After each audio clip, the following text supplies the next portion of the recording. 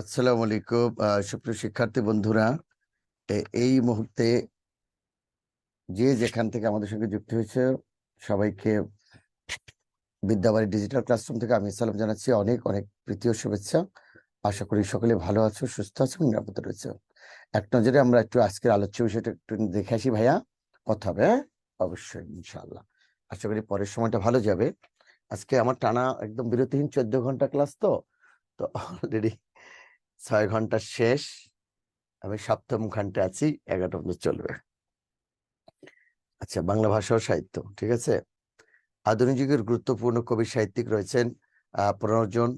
অন্যান্য কবি সাহিত্যিক দেখি আমরা কি কি কারা কারা রয়েছেন এখানে, ঠিক আছে। 5 সবাই আছে এখানে, সবাই নাম নাম টিভিডি আছে।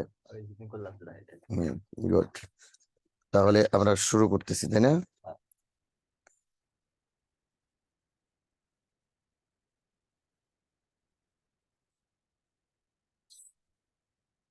একটু যুক্ত হয়ে যাক সবাই। ওয়ার্ল্ড কাপ ফাইনাল চলছে, এখন ক্লাসটা না থাকলে ভালো হতো।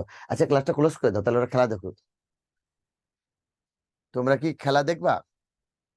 আমি দেখতাম যদি বাংলাদেশ খেলতো, বিশ্বাস করো। যদি বাংলাদেশ খেলতো তাহলে আমি অবশ্যই দেখতাম। এর প্রতি কিন্তু আমার কোনো আকর্ষণ নেই, আগ্রহ নেই। এমনি খেলা আমি দেখি না, বুঝি না ওরকম। তাহলে আমরা শুরু করতেছি, একটু লক্ষ্য করো না। আচ্ছা, একটু জানাও তো কমেন্ট করে যে ক্লাস কি আসলে চলবে কিনা, না আমরা এই করবো। রাইটার গুলো দেখার জন্য যে সুন্দর করে দেয়া আছে, দেখো। সবার আগে রয়েছেন প্রমথ চৌধুরী। কে রয়েছেন? সেই গুরুত্বপূর্ণ লেখকদের মধ্যে প্রমথ চৌধুরী খুবই গুরুত্বপূর্ণ একজন ব্যক্তি। দেখো তাকে,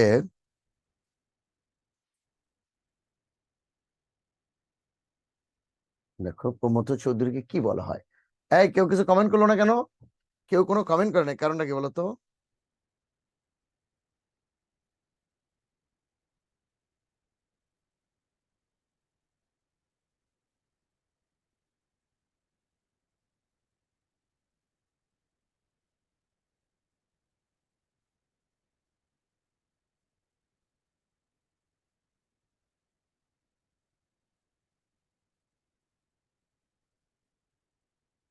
আচ্ছা দেখো, ওয়ালাইকুম আসসালাম। দেখো,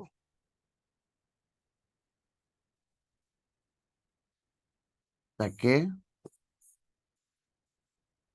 বাংলা চলিত গদ্য রীতির, তাকে বাংলা চলিত গদ্য রীতি প্রবর্তক বলা হয়। তাকে বাংলা চলিত গদ্য রীতির প্রবর্তক বলা হয়, ঠিক আছে। প্রমথ চৌধুরী কি বলে? তো বাংলা চলিত গদ্য রীতির প্রবর্তক বলা হয়। নিয়ে যান, সবাই রেকর্ড ক্লাস দেখে নেবে। খুব ভালো বলছে। এই ওকে একটু থ্যাঙ্ক দাও, শামসুর রহমান, হ্যাঁ একটু থ্যাঙ্ক দিয়ে দাও। অসাধারণ বলেছে সে। ক্লাস নিয়ে যান, যারা এখানে কন্টিনিউ করবে করবে, আর যারা পরে যুক্ত হবে তারা রেকর্ড দেবে। থ্যাংক ইউ, এটা এটি তো আসল কথা আসলেই। আচ্ছা দেখো, কেন তাকে বাংলা চলতি গদ্যের প্রবর্তক বলা হয়। দেখো, 1914 সালে, মনে রাখবা, 1914 সালে সালে তার সম্পাদনায়, তানভীর স্যারকে দেখো, থাকলে এদিক নিয়ে এসো। বলো স্যার ক্লাসে, হ্যাঁ আপনার খুঁজছে কেন জানো, এটা খালি বললেই হবে। হুম? এখানে আসছিল? তাহলে আমি তো এখানেই, 3টা তো তখন বাজে নাই। আমি তো স্যারের রুমে বসে। 1914 সালে তার সম্পাদনায় প্রকাশিত প্রকাশিত সবুজ পত্র পত্রিকাটি, 1914 সালে তার সম্পাদনায় প্রকাশিত সবুজ পত্র পত্রিকাটি পত্রিকাটি বাংলা চলিত গদ্য রীতির প্রবর্তনে, বাংলা চলিত গদ্য রীতির প্রবর্তনে প্রবর্তনে অসামান্য অবদান রাখে। অবদান রাখে। তাহলে 1914 সালে তার সম্বোধনায় প্রকাশিত সবুজ পত্র পত্রিকাটি বাংলা চলিত গদ্যরীতির প্রবর্তনে অসামান্য অবদান রাখে। অসামান্য অবদান রাখে, ঠিক আছে। ওকে, তাহলে তাকে বাংলা চলিত গদ্যরীতির প্রবর্তক বলে কাকে? প্রমথ চৌধুরীকে। একটু মনে থাকবে তো ভাইয়া। এখন শোনো, তোমাদেরকে একটা প্রশ্ন করি। আরেকটা কথা এইভাবে মনে রেখো যে এই সবুজ পত্র পত্রিকার প্রথম সংখ্যাতেই রবীন্দ্রনাথ ঠাকুর তার সবুজের অভিযান কবিতাটি লিখেছিলেন। সবুজ পত্র পত্রিকার প্রথম সংখ্যাতেই রবীন্দ্রনাথ ঠাকুর তার সবুজের অভিযান কবিতাটি লিখেছিলেন। কি জানো? ওরে সবুজ, ওরে অবুজ, আয় দুরন্ত, আয় রে আমার কাঁচা। ওরে সবুজ, ওরে অবুজ, আয় দুরন্ত, আয় রে আমার কাঁচা, আধ মরাদের ঘা মেরে তুই বাঁচা। কে বলেছেন? রবীন্দ্রনাথ ঠাকুর। সবুজের অভিযান। আচ্ছা, এবার একটা শোনো, আমি তোমাদেরকে জিজ্ঞেস করি ওনার ছদ্মনামটা বলতে শুনুন। ওনার ছদ্মনাম হলো বীরবল। ওনার ছদ্মনাম হলো বীরবল। তাহলে বাংলা সাহিত্যে বীরবলকে প্রমথ চৌধুরী। আচ্ছা, বীরবল ছিলেন কিন্তু সম্রাট আকবরের দরবারে বিদূষক। স্যার, এইটা আবার নতুন শব্দ শুনলাইলেন, চিল্লাইগা। বিদূষক কি, তাই না? বিদূষক হলো আগে রাজাদের দরবারকে জমিয়ে রাখার জন্য, বুঝছো, হাসি ঠাট্টা একটু জমানোর জন্য। রাজারা তো থাকতেন সিরিয়াস, যুদ্ধ বিগ্রহ বহিষ্করণ এগুলোর কারণে এই বিদূষকরা দরবারকে জমিয়ে রাখতেন আর কি। তাহলে বাংলা সাহিত্যের বিদূষক প্রমথ চৌধুরী, তার ছদ্মনাম বীরবল। এটা মনে রাখতে হবে। আমি তোমাকে যেটা বলতে চেয়েছিলাম, বলতে পারবো প্রমথ চৌধুরী রচিত গল্প গ্রন্থ কোনটি? অন্য একটা কারণে বলতেছি। প্রমথ চৌধুরী রচিত গল্প গ্রন্থ কোনটি? রায়তের কথা, তেল নুন লোকড়ি, সাহিত্যে খেলা, বীরবলের হালখাতা। বলে প্রমথ চৌধুরী রচিত গল্প গ্রন্থ কোনটি? রায়তের কথা, তেল নুন লোকড়ি, সাহিত্যে খেলা, বীরবলের হালখাতা। বলো।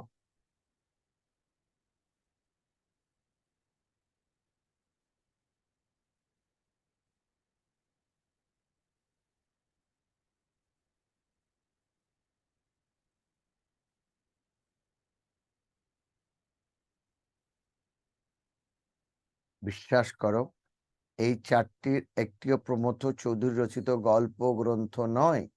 এই চারটির একটিও প্রমথ চৌধুরী রচিত গল্প গ্রন্থ নয়।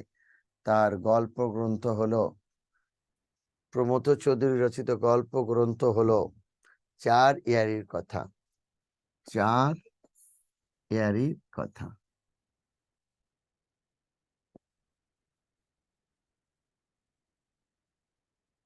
ঠিক আছে।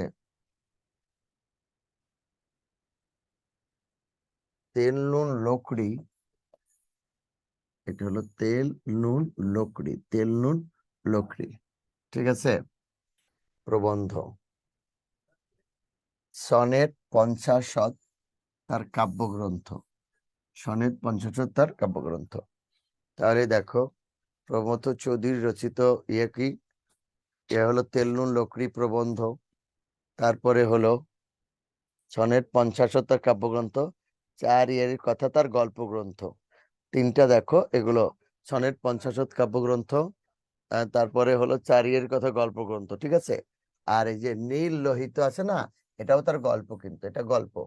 তাহলে খেয়াল রাখবা, নীল লোহিত, চার ইয়ারির কথা গল্প, সনেট পঞ্চাশত কাব্যগ্রন্থ।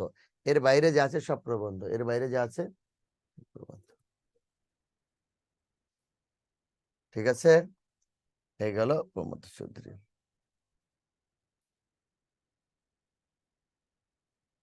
আচ্ছা, এখানে পিপিটি করা ছিল তো, তাহলে ওইটা পিপিটিটা ইয়ে দিলে কেন ভাইয়া? দেখো, শরৎচন্দ্র চট্টোপাধ্যায় খুবই গুরুত্বপূর্ণ, কারণ বাংলা সাহিত্যের সবচেয়ে জনপ্রিয় উপন্যাসিক শরৎচন্দ্র চট্টোপাধ্যায়। বাংলা সাহিত্যের সবচেয়ে জনপ্রিয় উপন্যাসিক শরৎচন্দ্র চট্টোপাধ্যায়। শ্রীকান্ত তার শ্রেষ্ঠ উপন্যাস। শ্রীকান্ত তার শ্রেষ্ঠ উপন্যাস, ঠিক আছে।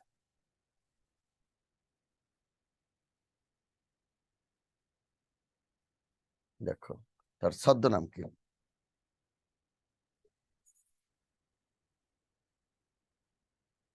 ছদ্মনাম হলো, শরৎচন্দ্রের ছদ্মনাম হলো,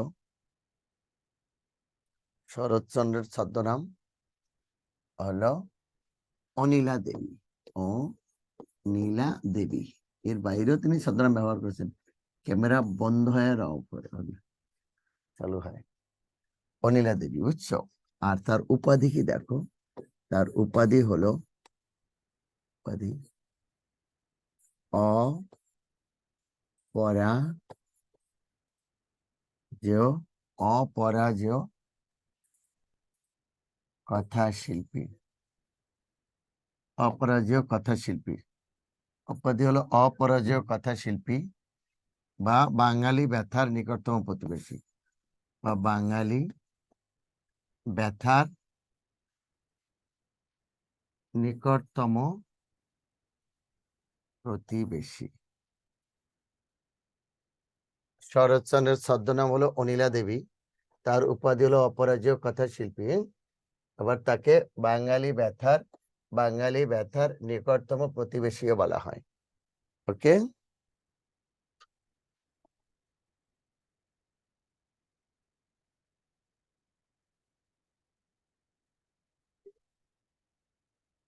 আচ্ছা ওরা বলতেছে ক্লাস তো আগে হয়েছে, তাহলে এটা কেন দিয়েছে? এই যে 15 জন লেখক কবি হয়েছে, তাহলে কারা কারা বাকি আছে ওখানে আধুনিক যুগে? সেই লেকচার প্ল্যানটা কোথায়? এই কথা বলো তো ভাইয়া, কথা বলো, কি হয়েছে বলো তো, এটা কি হয়ে গেছে? দেখো তো একটু বলো। হ্যাঁ, আমি আনমিউট করে দিছি, তাহলে ওরা কি করলো? স্যার আসসালামু আলাইকুম। আলোচনা স্যার বলো। লেকচার 14 তে এই ক্লাসটা হইছে, আপনি নিছেন লেকচার 14। 15তে কি কি আছে তাহলে? সেই 15 নম্বর লেকচারটা কোথায়? নিয়ে আসো না লেকচার। স্যার 15 মতে মনির চৌধুরী, যে ওনাদের 15 জন আধুনিক, একদম আধুনিক যে 15 জন ওনাদেরটা ছিল, এই যে মনির চৌধুরী, হুমায়ুন আহমেদ, শামসুর রহমান, ওনাদেরটা। দাঁড়া, ওইগুলো কোথায়? এখানে আছে সবগুলো, দেখো। তোমরা এতক্ষণ বসে কি করছো বলো, এটা বলবা তো। কোন বন্ধ হয়েছে বলো? এগুলো সব হয়ে গেছে, সাদ হোসেন, মোহাম্মদ শহীদুল, এই বন্ধ হয়ে গেছে, তাই তো? অমিয় চক্রবর্তী পর্যন্ত হয়েছে। বাকিরা কোথায়? সেই লেকচার প্ল্যান কোথায় বলো? হুম, নিয়ে আসো তাহলে। অন্তত ওই ইটা তো থাকবে, লেকচার যে ইটা রাইটারদের, সেটা থাকবে না? অন্তত নামগুলো থাকুক এখানে, সেইটা কোথায় সেটা ঢুকে দাও এখানে। এখানেও থাকবে না সেটা, ওইখানে লেকচার প্ল্যান থাকবে, এটা নিয়ে আসো আজকের নাসিমের থেকে এখনই নিয়ে আসো, বলে লেকচার প্ল্যান স্যার বলেছে এখানে দিতে, এখানে আমরা পিপিটি সব করে ফেলবো। রাইটার গুলোর নাম বলবো, এখন আমি থেকে ই করবো এগুলো। এখানে থাকলে আমি, এখানে নামগুলো থাকলে আমি ধরে ধরে এখানে সবগুলো ই করে দিতাম একবার। সেটা দিলে কিন্তু সেটা কেমনে হবে, রাইটারদের নাম তো লাগবে। তাই বলো। আচ্ছা দেখো ভাইয়া, প্রথম একেবারে মনির চৌধুরী, হেডলাইন রাখো মনির চৌধুরী, লিখে নাও ভাইয়া প্লিজ। মনির চৌধুরী লিখছো? মনির চৌধুরী লিখছো? হ্যাঁ বলবা, মনির চৌধুরী লিখছো? লিখলে হ্যাঁ স্যার। লিখবা। ওনার দুইটা গ্রন্থ খেয়াল রাখবা। একটা হলো কবর। কবর, এটা নাটকটা লাগবে। কবর 1952 সালের ভাষা আন্দোলনের প্রেক্ষাপটে 1953 সালে জেলে বসে তিনি কবর নাটকটি রচনা করেন। মনির চৌধুরী 1952 সালের ভাষা আন্দোলনের আগে তুমি কবর লিখে নাও, নাটক। ভাষা আন্দোলনের প্রেক্ষাপটে কবর নাটকটি তিনি রচনা করেন। যে মুনির কিবোর্ড বলে না, এটা কিন্তু উদ্ভাবক উনি, মুনির কিবোর্ড যেটা করেছেন, বুঝছেন? তাহলে 1952 সালের ভাষা আন্দোলনের প্রেক্ষাপটে 1953 সালে জেলে বসে তিনি কবর নাটকটি রচনা করেন। এটি সর্বপ্রথম জেলখানাতেই মঞ্চস্থ হয়, এটা মনে রেখো। এটি সর্বপ্রথম জেলখানাতেই মঞ্চস্থ হয়। প্রশ্ন আসবে ভাষা আন্দোলনের ভিত্তিক প্রথম নাটক কোনটি, বুঝছো? নিচের কোন নাটকটি জেল কয়েদিদের দ্বারা অভিনীত হয়? ভাষা আন্দোলন ভিত্তিক প্রথম নাটক কোনটি? কোন নাটকটি জেল কয়েদিদের দ্বারা অভিনীত হয়? এটা হলো, এগুলো সব কবর। এটা কি বলতো? এটা হলো কবর, মনে থাকবে ভাইয়া? থাকবে, হ্যাঁ বলো। আচ্ছা, এখানে ওনার সম্পর্কে আরেকটা তথ্য আছে, মনে মনে করবা, সেটা হলো রক্তাক্ত প্রান্তর। রক্তাক্ত প্রান্তর, রক্তাক্ত প্রান্তর, ঠিক আছে? সেটা হলো পানিপথের তৃতীয় যুদ্ধ অবলম্বনে, পানিপথের তৃতীয় যুদ্ধ অবলম্বনে মহাকবি কায়কোবাদ তার মহাশ্মশান কাব্যটি রচনা করেন। পানিপথের তৃতীয় যুদ্ধ অবলম্বনে মহাকবি কায়কোবাদ তার মহাশ্মশান কাব্যটি রচনা করেন। এটি অবলম্বনে প্রখ্যাত নাট্যকার মুনির চৌধুরী তার রক্তাক্ত প্রান্ত নাটকটি রচনা করেন। তাহলে রক্তাক্ত প্রান্ত নাটকটির বিষয়বস্তু পানিপথের তৃতীয় যুদ্ধ। আবারও শোনো, পানিপথের তৃতীয় যুদ্ধ অবলম্বনে মহাকবি কায়কোবাদ তার মহাশ্মশান কাব্যটি রচনা করেন। এটি অবলম্বনে প্রখ্যাত নাট্যকার মুনির চৌধুরী তার রক্তাক্ত প্রান্ত নাটকটি রচনা করেন। ঠিক আছে ভাইয়া, মনে থাকবে? আচ্ছা, এরপরে কি আছে, মনির চৌধুরী সম্পর্কে একটা ইয়ে আছে, দেখো মনির চৌধুরীর সম্পর্কে একটা ইয়ে আছে, ওনার একটা প্রবন্ধ গ্রন্থ আছে, মীর মানস তার প্রবন্ধ গ্রন্থ, বুঝছো? এর বাইরেও তিনি ওই যে পলাশী ব্রাগ, তারপরে হলো নষ্ট ছেলে, এগুলো লিখেছেন। আবার রূপার কৌটা, বুঝছো, এগুলো তার লিখিত। কিন্তু মীর মানুষ তার প্রবন্ধ গ্রন্থ, খেয়াল রাখবে এই তিনটা গ্রন্থ ওনার সম্পর্কে গুরুত্বপূর্ণ, মনির চৌধুরী। ঠিক আছে, এই তিনটা গ্রন্থ তার সম্পর্কে গুরুত্বপূর্ণ। এবার দেখো আবু জাফর ওবায়দুল্লাহ, তাই না? আবু জাফর ওবায়দুল্লাহ ওনারই কি বলতো, আবু জাফর ওবায়দুল্লাহ, তা ওনার একটা বিখ্যাত কবিতা রয়েছে, এই যে সাত নরিহার, বুঝছো? তারপরে হলো ওই যে ভাষা আন্দোলন ভিত্তিক একটি কবিতা, কোনো এক মাকে, তার বিখ্যাত কবিতা আবু জাফর ওবায়দুল্লাহ। একটু নোট করে নাও প্লিজ। একটা তথ্য, একজন রাইটার, ওনার সম্পর্কে উনি অত গুরুত্বপূর্ণ না বলে সেটাই আগে আলোচনা করে দিলাম। ভাইয়া আবু জাফর ওবায়দুল্লাহ লিখে নিয়েছো? হ্যাঁ বলো। জি স্যার, জি স্যার, যা আসবে তাই, টু দা পয়েন্টে। আর এখন একটা প্রশ্ন হতে পারে, স্যার আপনি যা পড়ান তাই পড়বো না রে ভাইয়া, আমি যা পড়াই তাই না, আর তোমাদের পিপিটি দিব না এদের সব। আচ্ছা, আগের ক্লাসের পিপিটি গুলো পেয়েছিলা গ্রুপে? এদের সম্পর্কে পেয়ে যাবো, সবার সম্পর্কে। তাহলে এটা দেখো গেল, এটা সাত নরিহার। আচ্ছা, এই যে দেখো হাসান হাফিজুর রহমান, ওনার অবদানটা কোথায় দেখো, ভাষা আন্দোলন ভিত্তিক প্রথম সংকলন, 21-এর সংকলন। হেডলাইনটা একটু লিখে রাখবে, হাসান হাফিজুর রহমান। খুবই গুরুত্বপূর্ণ দুইটা তথ্য, এর বাইরে আসবে না সারা জীবন, বহমাল্লা এর বাইরে লাগবে না। তো একটা তথ্য পরে তুমি যদি একজন কমন ফেলাতে পারো, এটা কত গুরুত্বপূর্ণ তুমি বলো। হাসান হাফিজুর রহমান, ওনার সম্পর্কে যেটা হয়, ভাষা আন্দোলন ভিত্তিক প্রথম সংকলন, 21-এর সংকলন, এটার সম্পাদক উনি ছিলেন। তাহলে ভাষা আন্দোলন ভিত্তিক প্রথম সংকলন, 21-এর সংকলনের সংকলক ছিলেন হাসান হাফিজুর রহমান। ঠিক আছে, ওকে।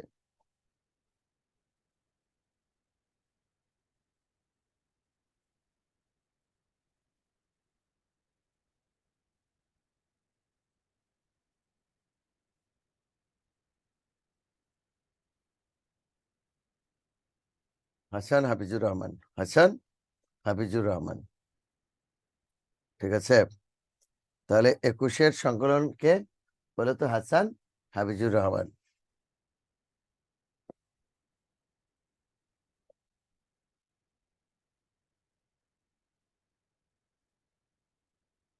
আর উনি সবচেয়ে গুরুত্বপূর্ণ কেন জানো, এই যে মুক্তিযুদ্ধের দলিলপত্র রয়েছে না, মুক্তিযুদ্ধের দলিলপত্র, এটারও সম্পাদক উনি, মুক্তিযুদ্ধের দলিলপত্র। ঠিক আছে, এটা মনে রেখো, মুক্তিযুদ্ধের দলিলপত্র। আচ্ছা, নীলিমা ইব্রাহিম, সবগুলো পিপিটি পেয়ে যাবে তোমরা, আজকের এই কাজ ব্যবস্থা করতেছি। নীলিমা ইব্রাহিম, উনি ঢাকা বিশ্ববিদ্যালয়ের শিক্ষিকা ছিলেন, ডক্টর নীলিমা ইব্রাহিম। এবং ওনার একটি বিখ্যাত কাব্যগ্রন্থ রয়েছে, কেয়াবন সঞ্চারিণী, শুধু এইটুকু মনে রাখবেন, নীলিমা ইব্রাহিম একটা গ্রন্থই, কেয়াবন সঞ্চারিণী। একটু পরেই সবকিছু হলে আমি ঠিক করে দিছি, নীলিমা কেয়াবন সঞ্চারিণী নিয়ে আসতেছি। গেল এটা, কেয়াবন সঞ্চারিণী, নীলিমা ইব্রাহিম। তবে ওনার উপর আসবে না, ঠিক আছে, অত গুরুত্বপূর্ণ না। হুমায়ুন আহমেদ নিয়ে অনেক কথা বলতে হবে, এদিকে যাদের সম্পর্কে অনেক কথা বলতে হবে সেটা আমি বলতেছি, শোনো। দেখো হুমায়ুন আহমেদ, দেখো ভাইয়া, হুমায়ুন আহমেদের মুক্তিযুদ্ধ ভিত্তিক উপন্যাসগুলো লাগবে, চলচ্চিত্রগুলো গুরুত্বপূর্ণ, তার জনপ্রিয় নাটকগুলো গুরুত্বপূর্ণ, চরিত্রগুলো গুরুত্বপূর্ণ, প্রথম এবং শেষ। তোমরা একটু হুমায়ুন আহমেদ লিখে রাখো। দেখো সমসাময়িক কালে বাংলা সাহিত্যের সবচেয়ে জনপ্রিয় ঔপন্যাসিক হুমায়ুন আহমেদ। সমসাময়িক কালে বাংলা সাহিত্যের সবচেয়ে জনপ্রিয় ঔপন্যাসিক হুমায়ুন আহমেদ। তার প্রথম প্রকাশিত উপন্যাসের নাম নন্দিত নরকে, এটা প্রকাশিত 1972 সালে। এবং তার সর্বশেষ প্রকাশিত উপন্যাসের নাম দেয়াল, সেটা প্রকাশিত হয় 2012 সালে। তাহলে হুমায়ুন আহমেদের প্রথম প্রকাশিত উপন্যাসের নাম নন্দিত নরকে, 1972, এবং সর্বশেষ প্রকাশিত উপন্যাসের দেয়াল, এটা প্রকাশিত হয় 2012 সালে ভাইয়া। ঠিক আছে। তার দুইটা বিখ্যাত সৃষ্ট চরিত্র, একটা হলো মিসির আলী, একটা হলো মিসির আলী, একটা হলো নন্দিত নরক 1972 এবং দেয়াল 2012, আর হলো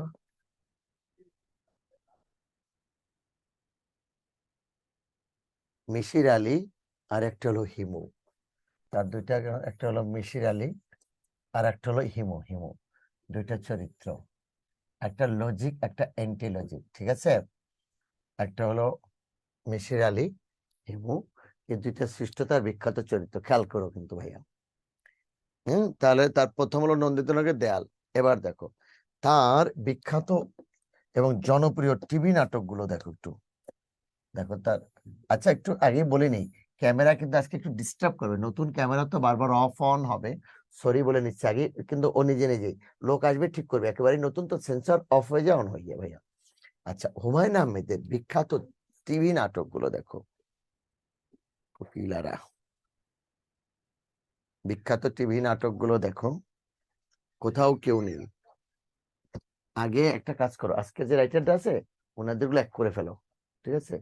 আর লেকচার প্ল্যান এটা কি দিছে, এখন দিছে, কে দিছে?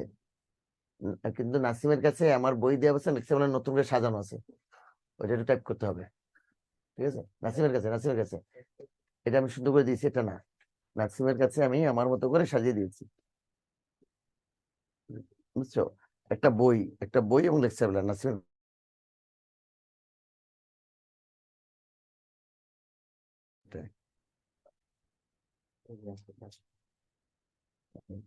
এখানে আমি আগে পরে করেছি, লেকচার বাড়াইছি কমাইছি, যেখানে কম দরকার, ঠিক আছে, এটা আমি করে দিচ্ছি সুন্দর করে।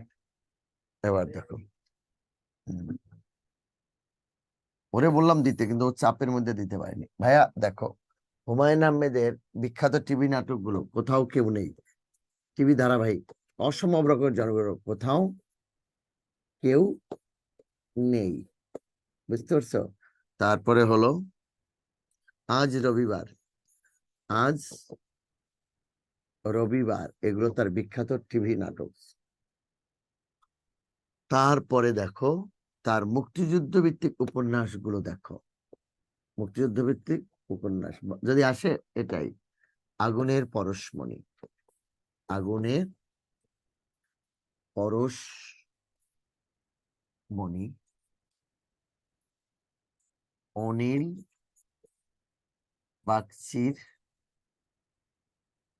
একদিন, আগুনের পরশমণি, অনিল বাগচির একদিন, এগুলো তার হলো মুক্তিযুদ্ধ ভিত্তিক উপন্যাস, মুক্তিযুদ্ধ ভিত্তিক উপন্যাস। ওকে, আগুনের পরশমণি। আচ্ছা, তোমাদের এই ক্লাসটা হয়েছে, তারপরেও তোমরা কেন প্রমথ চৌধুরীর গল্প গ্রন্থটা ভুল বললা তখন, বলো তো? এটা তো হয়েছে ক্লাসটা, না হলে তো এটা ঠিক করা উচিত, ঠিক করা উচিত না? তোমরা রায়তের কথা তার গল্প গ্রন্থ বলে ফেলেছিলে, বলো এটা কেন রে ভাই? একবার একটা ক্লাস হলে সেই ক্লাসটা যখন ভুল বলো তোমরা, তখন আমাদের কষ্ট হয়, বুঝছো?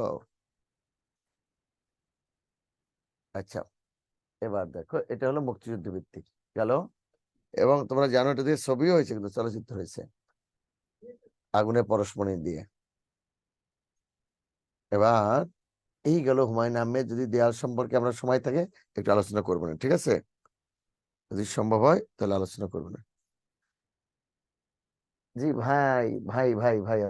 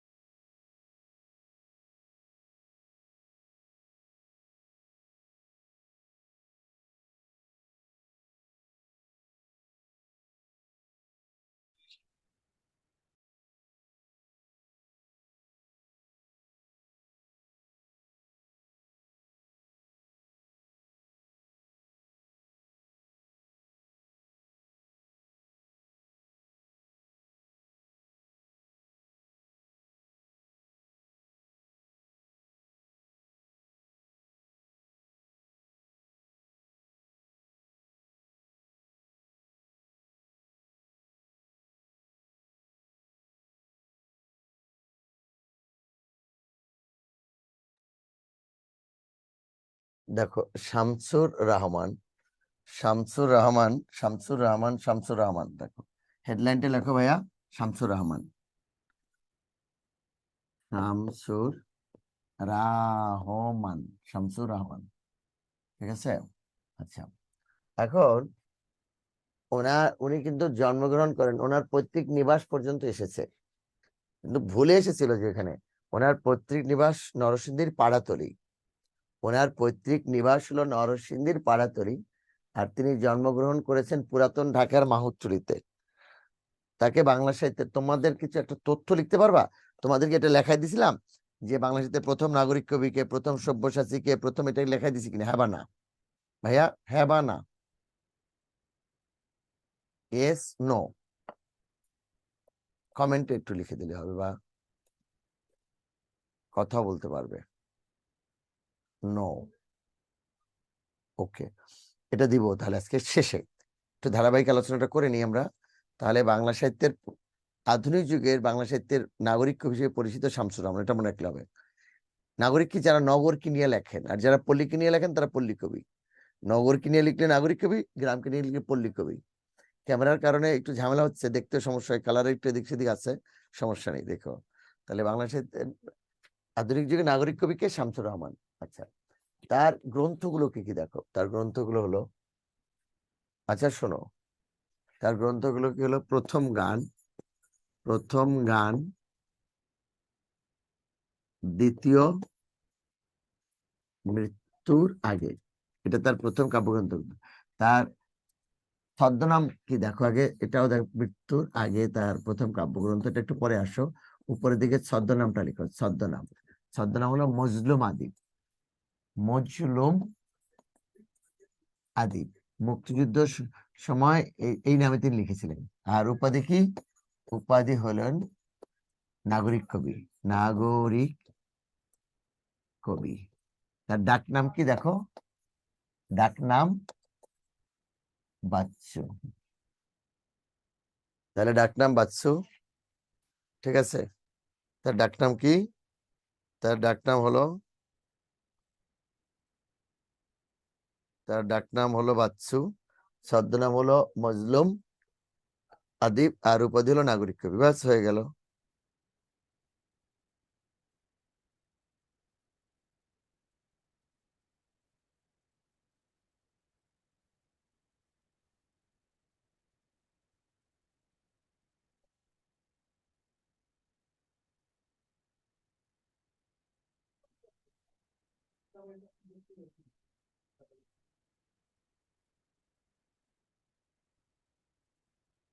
তাহলে লক্ষ্য করো, দেখো এরপরে আরো কয়েকটা কাব্যের নাম দেখো। আমি এটা একটু মুছবো, এই জায়গাটা একটু মুছে ফেলি, তাহলে আমার জন্য সুবিধা হয় ভাইয়া। এটা একটু জায়গাটা আমি বেশি পেলে, সরি, আমার জন্য একটু সুবিধা হবে কি, আমি একটু বেশি লিখতে পারবো। দেখো এটা রৌদ্র করটিতে, রৌদ্র করটিতে, বিধ্বস্ত নীলিমা, বিধ্বস্ত নীলিমা। তাহলে রৌদ্র করটিতে, বিধ্বস্ত নীলিমা, বন্দি শিবির থেকে, দেখে বন্দি শিবির থেকে, রৌদ্র করটিতে, বিধ্বস্ত নীলিমা, বন্দি শিবির থেকে, আহ, রৌদ্র করটিতে, প্রথম গান, দ্বিতীয় মৃত্যু আগে, এগুলো তার উল্লেখযোগ্য কাব্যগ্রন্থ। আরেকটা মজার কাব্যগ্রন্থ আসছে, বলতো, উদ্ভট উটের পিঠে, উদ্ভট উটের পিঠে চলেছে স্বদেশ, উদ্ভট উটের পিঠে চলেছে স্বদেশ। শোনো একটু, লেখা হয়ে গেলে আমি বলবো, তোমাদের সাথে একটা কথা শেয়ার করবো, বুঝছো? শোনো, সেটা হলো, উনি কবি মানুষ ভাই, উপন্যাস কেন লিখতে হবে? লিখেছেন উপন্যাস। আবার সেটা কেন পরীক্ষা আসতে হবে? আবার সেটাই বা কেন আমাদের মনে রাখতে হবে? এটা একটু খেয়াল রেখো। 2 নম্বর একটা গুরুত্বপূর্ণ তথ্য হলো, 2 নম্বর একটি গুরুত্বপূর্ণ বিষয় হলো, তাহলে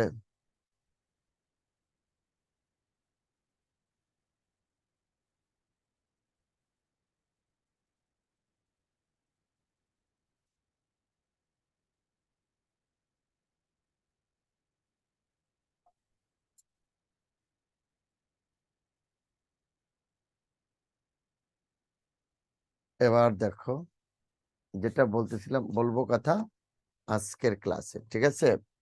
তাহলে কি কি? রৌদ্র করটিতে, বন্দি শিবির থেকে, উদ্ভট উঠে থেকে, এগুলো হতেন। উনি দৈনিক বাংলা পত্রিকার সম্পাদক ছিলেন, বুঝছো? তো জানালা দিয়ে তাকিয়ে দেখতেছেন একটা উট যাচ্ছে। উটের পিছনে অনেক মানুষ। এত মানুষ কেন রে? বললো, স্যার একটা উট আরবে, তখন তো নতুন নতুন আসছে। তো হাতে যে অনেকের কাছে এই যে ইয়ে বোতল টোতল এইগুলো কেন? বললো, স্যার এটা উটের প্রস্রাব নেবে, এটা খেলে নাকি রোগ সারে। তখন তিনি লিখেছেন, উদ্ভট উটের পিঠে চলেছে স্বদেশ। মুক্তিযুদ্ধের সময় তিনি লিখেছেন বন্দি শিবির থেকে, ও বন্দি শিবির থেকে। এখন পাকিস্তানিদের সাথে তিনি সম্পর্কটা খারাপ করতে চাননি। ওই জন্য তখন ওই ওনার কাব্য কিন্তু তখন ওইটা মজলুম আদিব ছদ্মনামে, বুঝছো? তো মৈনাক তার একটা ছদ্মনাম আছে অবশ্য, মৈনাক, মনে রেখো, মৈনাক ছদ্মনাম তার। তাহলে দেখো, তিনি বন্দি শিবির থেকে, উদ্ভট উঠে পিঠে চলেছে স্বদেশ, তার এগুলো গুরুত্বপূর্ণ। আহ এটা আর ওই ওই কারণে এক একটা প্রেক্ষাপটে একটা রচনা করেন। আর অনেকে জিজ্ঞেস করে, স্যার ছদ্মনাম কেন ব্যবহার করে লেখক কবিরা? এটা অনেক কারণে হতে পারে। ধরো, এই যে ফেসবুক আইডি এক একজন এক এক নামে আছে না, এটা একটা হয়তো শখের বশে হতে পারে, শখ থেকে। কখনো নিজেকে নিরাপদ রাখার জন্য, কখনো নিজের পরিচয়টা দিতে চান না, কখনো এমন লেখা লিখতে চান যেটা ওনার নামে লিখলে অন্যরা বলবে। যেমন শরৎচন্দ্র চট্টোপাধ্যায় তার বড় বোন অনিলা দেবী নামে লিখেছিলেন নারীর মূল্য, বুঝছো? প্রবন্ধটা তার নারীর মূল্য, আমি নারীর হয়ে নারীর নামে লিখবো, ওই বড় বোনের নামে লিখেছেন। ওই যে ওইটাই চালু হয়ে গেছে ছদ্মনাম। রবীন্দ্রনাথ ঠাকুর বৈষ্ণব পদাবলীর আদলে লিখেছিলেন বৈষ্ণব পদাবলী। আর কি এখন চিন্তা করে কি নামে তিনি লিখবেন, এটা তো রবীন্দ্রনাথ লিখলে কেমন না? তখন ভানু সিংহ ঠাকুরের পদাবলী নামে এটা করেছিলেন, বুঝছো? এটা ওই রকম হয়। শওকত ওসমান তার আচ্ছা, আরেকটা কথা শোনো। ধরো মানিক বন্দ্যোপাধ্যায় বন্ধুদের সাথে বাজি ধরেছিলেন, বন্ধুরা বলো বিখ্যাত লেখকদের লেখা ছাড়া প্রকাশনা। উনি তখন কি করলেন? বেনামে, ওনার নাম হলো প্রবোধ কুমার বন্দ্যোপাধ্যায়, গল্প পাঠের মানিক বন্দ্যোপাধ্যায় নামে, সেটাই ছাপা হয়ে গেল আর তিনি বিখ্যাত হয়ে গেলেন, বুঝছো? ওইটি এস্টাবলিশ হয়ে গেল। এটা বিভিন্ন কারণে ছদ্মনাম ব্যবহার করে। ক্লিয়ার বিষয়টা আপাতত? দেখো,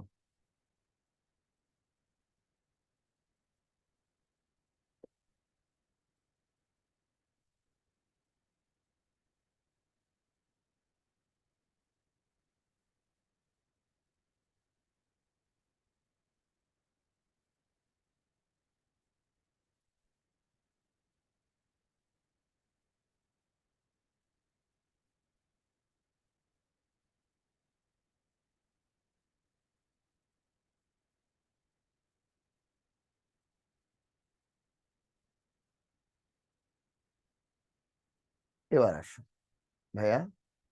একটা হলো মজলুম আদিব, আর একটা হলো মৈনাক।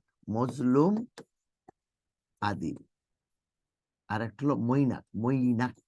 কোন লেখক মৈনাক ছদ্মনামে লিখতেন? এটা পরীক্ষার ছিল এটা। কোন লেখক মৈনাক ছদ্মনামে লিখতেন, বুঝছো? এটা হলো শামসুর রহমান। আচ্ছা, ওনার উপন্যাসগুলো দেখো।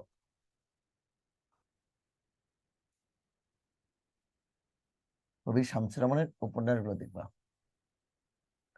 অক্টোপাস,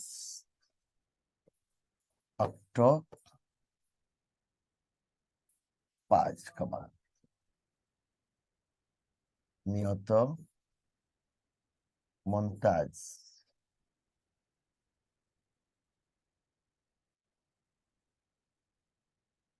অদ্ভুত, আধার এক। অক্টোপাস, নিয়ত, মন্তাজ, অদ্ভুত, আধার এক এবং এলো সে অবেলায়। অক্টোপাস, নিয়ত, মন্তাজ, অদ্ভুত, আধার এক এবং এলো সে অবেলায়। বুঝছো? তাহলে কি কি এটা?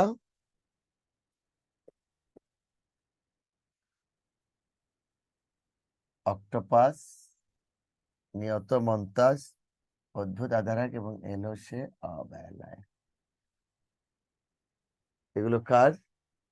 এগুলো শামসুর রহমানের উপন্যাস, ঠিক আছে?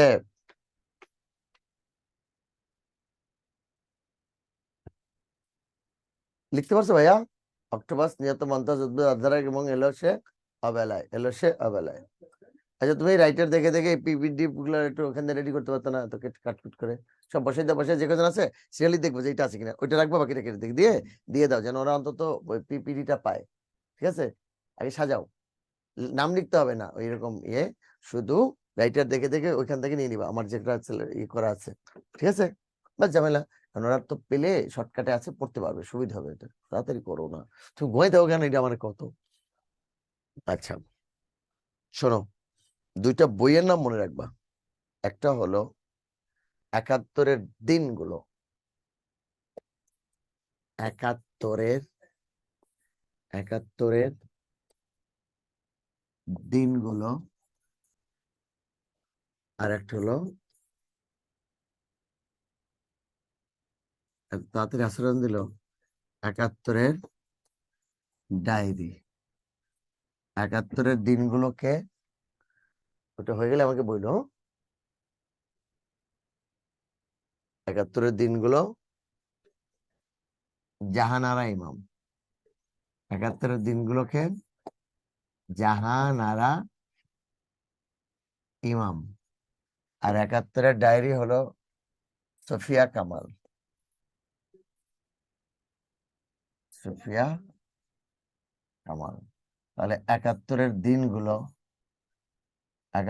দিনগুলো হলো জাহানারা ইমাম, আর একাত্তরের ডায়েরি সুফিয়া কামাল। একাত্তরের ডায়েরি হলো সুফিয়া কামাল। ঠিক আছে,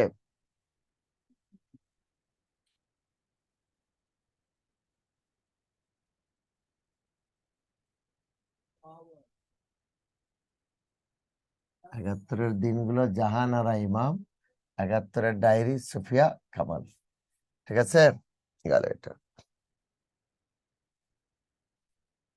তাহলে সুফিয়া কামাল নিয়ে আর কোনো ঝামেলা নেই। সুফিয়া কামাল নিয়ে যা আসবে একটা গ্রন্থই ভাইয়া, ওটা আমি তোমাদেরকে বলে দিলাম। আশা করি সুফিয়া কামাল নিয়ে আর তেমন কিছু নেই, ওগুলো আসবে না। বিতল বিতল না আসবে না। এখন দেখো, সব্যসাচী লেখক কি জানো? যিনি সাহিত্যের প্রায় আবার সবগুলো হয় না, সবগুলো কি হবে, রবীন্দ্রনাথ ঠাকুর নিজেই তো মহাকাব্যের ধারা রচনা করেননি, একার পক্ষে তার সব সম্ভব না। তবে সাহিত্যের গুরুত্বপূর্ণ শাখাগুলিতে যিনি যিনি সমান দক্ষতার সাথে, সাহিত্যের গুরুত্বপূর্ণ বিষয়গুলিতে যিনি সমান দক্ষতার সাথে বিচারণ করেন, তিনি হলেন কি বলতো, লেকচার নংটা লিখে নিও। তিনি তাহলে দেখো, সাহিত্যের গুরুত্বপূর্ণ শাখাগুলিতে তিনি সমান দক্ষতার সাথে যিনি বিচারণ করেন, তিনি কি, তিনি হলেন সব্যসাচী। সেই হিসাবে বাংলা সাহিত্যের প্রথম পরে আসতেছি, এই যে সৈয়দ শামসুল হক। হেডলাইনটা একটু লিখে নাও ভাইয়া, কারণ খুবই গুরুত্বপূর্ণ তো। সৈয়দ, ওনার উপর একটা প্রশ্ন হলে হবে, এতক্ষণ যে আলোচনা করছি একটা আসতে পারে, নাও আসতে পারে। সৈয়দ শামসুল হক, ঠিক আছে, সৈয়দ শামসুল হক, ওনার বিখ্যাত, তাহলে বাংলা সাহিত্য ওনার এটা হলো উপাধি হলো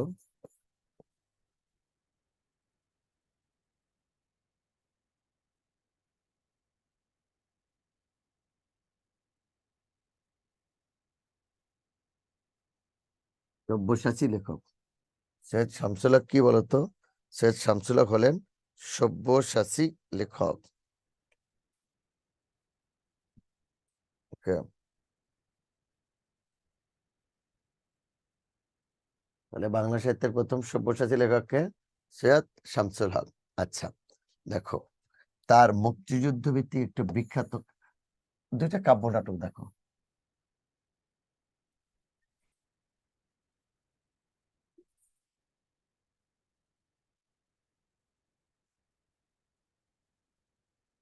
কাব্যনাট্য হলো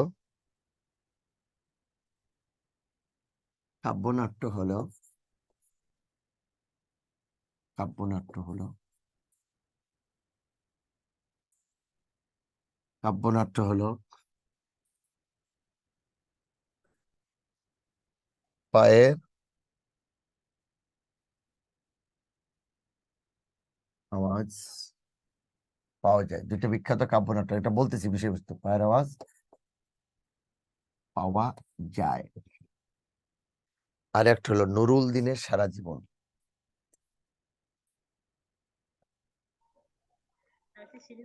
নুরুল দিনের সারা হবে না রিক্সা তো আজকে। দেখো কোনো বিষয় না বুঝলে কোনো বিষয় না বুঝলে ভাইয়া কথা বলবো কিন্তু তাহলে দেখো তার বিখ্যাত কাব্যনাট্য হলো পায়ের আওয়াজ পাওয়া যায়, আর আরেকটা হলো নুরুল দিনের সারা জীবন। নুরুল দিনের সারা জীবন, ঠিক আছে। দেখো তাহলে মনে রেখো এটা হলো রংপুরের সংগ্রামী নুরুল দিন। রংপুরের যে সংগ্রামী নুরুল দিন, অর্থাৎ তোমাদের একটা কথা বলি, রংপুরে জমিদার দেবী চৌধুরী ইংরেজদের সাথে সংগ্রাম করেছিলেন, সেইখানে নুরুল দিন ওই সংগ্রামের একজন সৈনিক। জাগো বাহে কণ্ঠে সবাই, না এরকম একটা উদ্ধৃতি আছে তার, ওইটা দেখি সেদিন ইসের সামনে ওইটা লেখা, ডিসি অফিসের সামনে, জাগো বাহে কণ্ঠে সবাই। কোথায় সবাই? জাগো বাহে কণ্ঠে সবাই। তাহলে এটা এটা হলো নুরুলদিনের সংগ্রামী জীবনের আর কি কাব্যনাটক, বিখ্যাত শেষ শামসুল হকের। আর পায়ের আওয়াজ পাওয়া যায় বিষয়বস্তু আছে, দেখো মুক্তিযুদ্ধের শেষ দিকের ঘটনা। অর্থাৎ তোমাদের এভাবে আসবে না, প্রশ্নটা আসবে মুক্তিযুদ্ধের প্রেক্ষাপটে কোন নাটকটি রচনা করা হয়েছে। এটা হলো পায়ের আওয়াজ পাওয়া যায়। পায়ের আওয়াজ পাওয়া যায় সেটা হলো মুক্তিযুদ্ধ শেষ, কিন্তু মুক্তিযুদ্ধ শেষ, মুক্তিযোদ্ধারা গ্রামে ঢুকছে, মুক্তিযুদ্ধ শেষ, মুক্তিযোদ্ধা গ্রামে ঢুকতেছে, তাদের পায়ের আওয়াজ পাওয়া যাচ্ছে, ওই প্রেক্ষাপটে রচিত হয়েছে পায়ের আওয়াজ পাওয়া যায়। ওই প্রেক্ষাপটে রচিত হয়েছে পায়ের আওয়াজ পাওয়া যায়, ঠিক আছে। ওকে, তাহলে আমি এটা মুছে ফেলি ভাইয়া, পায়ের আওয়াজ পাওয়া যায় কাব্যনাট্য।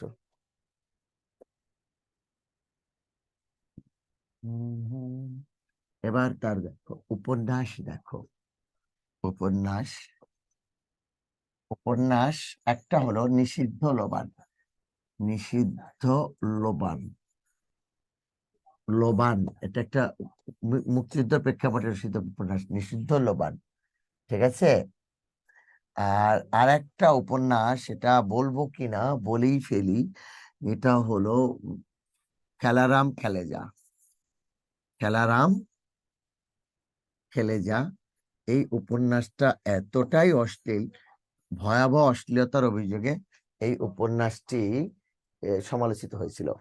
তাহলে নিষিদ্ধ লোবান তার বিখ্যাত উপন্যাস, মুক্তিযুদ্ধের ভিত্তিক। আর খেলারাম খেলে যা এটি খুবই ভয়াবহ একটি আহ, উপন্যাস, যেটার জন্য তিনি বিতর্কিত হলেন আর কি, ঠিক আছে। ওকে,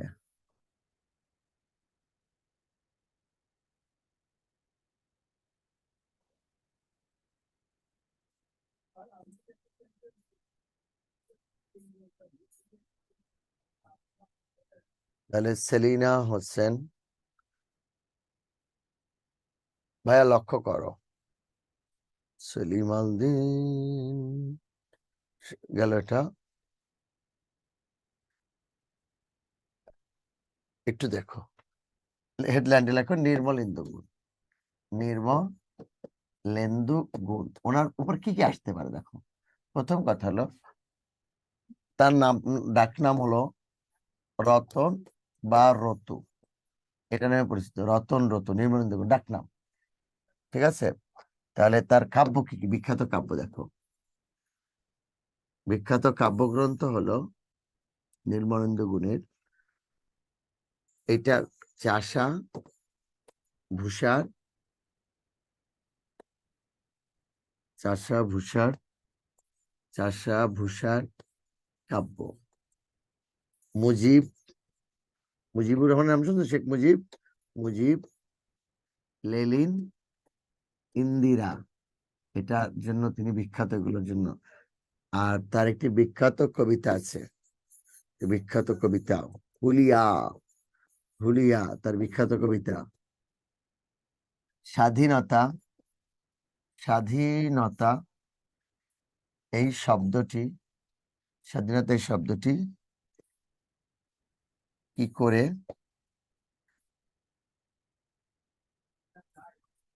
আমাদের হলো। স্বাধীনতা, চাষাবাসের কাব্য মুজিবুল ইন্দিরা। আর তার কবিতা কি? হুলিয়া। স্বাধী স্বাধীনতা এই শব্দটি কি করে আমাদের হলো? ঠিক আছে, গেল এটা।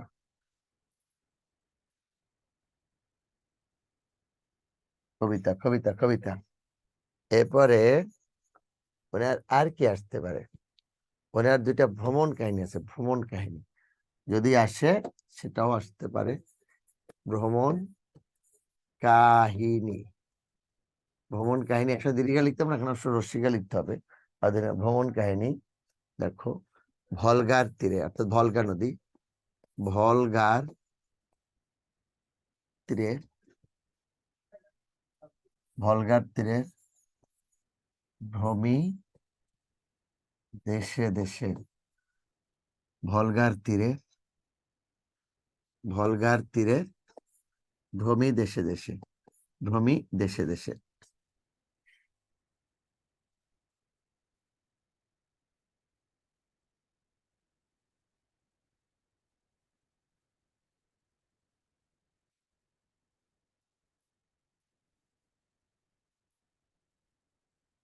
গেল এটা। তাহলে ভলগার তীরে ভ্রমি দেশেতে ভ্রমণকারী রচয়িতা কে? নির্মলেন্দু গুণ। কি কি লাগবে সেটা বলেছি। তাহলে কবিদের কবি বেগম। আচ্ছা, তাহলে আমাদের কে কে চলে গেল? নির্মলেন্দু গুণ গেল, বেগম সুফিয়া কামাল।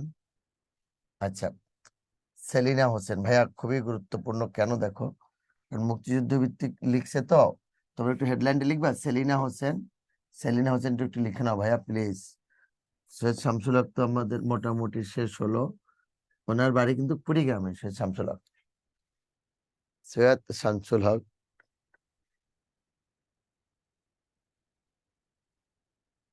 লিখো সেলিনা হোসেন। তার বিখ্যাত, উনি মোটামুটি উপন্যাসের জন্য বিখ্যাত। দেখো উপন্যাস কি আসতে পারে, ওনার উপন্যাস যদি আসে তাহলে কি কি আসতে পারে? হাঙ্গর নদী গ্রেনেড, যদি ছবি আছে হাঙ্গর নদী গ্রেনেড, বিখ্যাত উপন্যাস। ওরা 11 জন, এগুলো দিয়ে ছবি আছে কিন্তু এগুলোর প্রতি একটা। ওরা চাষী নজরুল ইসলাম পরিচালনা করছে। ওরা 11 জন, হাঙ্গর নদী গ্রেনেড, ওরা 11 জন। তারপরে হলো হাঙ্গর নদী গ্রেনেড, ওরা 11 জন। তারপর হলো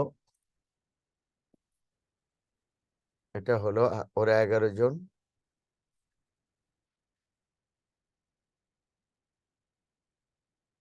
ঠিক আছে, আর একটা হলো দেখো ভাইয়া, পোকা মাকড়ের ঘর বসতি, পোকা মাকড়ের ঘর বসতি। তাহলে হাঙ্গর নদী গ্রেনেড, হাঙ্গর নদী গ্রেনেড, পোকা মাকড়ের ঘর বসতি। ঠিক আছে, আর ওরা 11 জন, বিখ্যাত উপন্যাস সেলিনা হোসেনের। আধুনিক সময়ে উনি সবচেয়ে বিখ্যাত উপন্যাসিকদের মধ্যে একজন, অসাধারণ লেখেন তিনি। গেল এটা। তুমি সফট কপিটা নিয়ে এসো তাহলে সুবিধা হবে। নাসির কই? বইয়ে দাগ দুগ দিয়ে আছে তো, নাসিমকে বললো ও খুঁজে দেবে না। আচ্ছা যাও, আর সফট কপিটা নিয়ে এসো, সব পুরোটা সব আমার পেন ড্রাইভ আছে, নিয়ে নাও। সফট কপিটা নিয়ে এসো এখানে। সফট কপি না হলে তুমি করবা কি হবে? হার্ড কপি দিলে কতক্ষণ লিখবা? আমি সুন্দর করে নাসিমকে করেছি, নাও।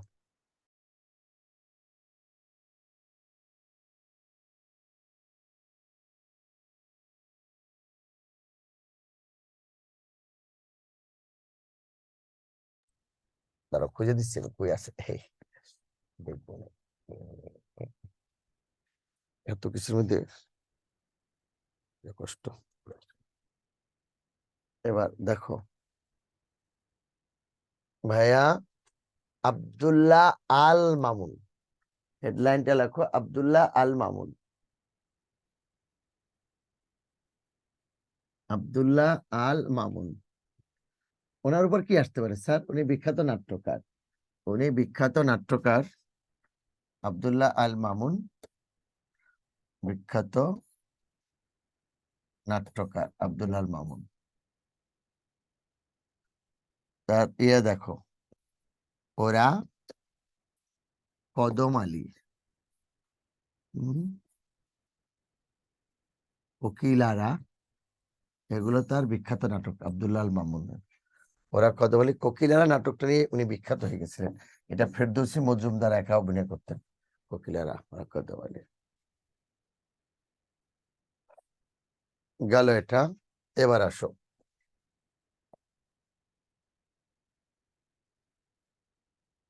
মুসলাম কিন্তু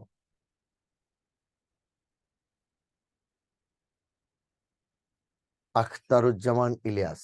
আসো, আখতারুজ্জামান, আখতারুজ্জামান ইলিয়াস, আখতারুজ্জামান ইলিয়াস। দেখো তার বিখ্যাত উপন্যাস, দুটা ছোট গল্প দেখো। একটা হলো মিলির হাতে, মিলির হাতে স্টেন গান।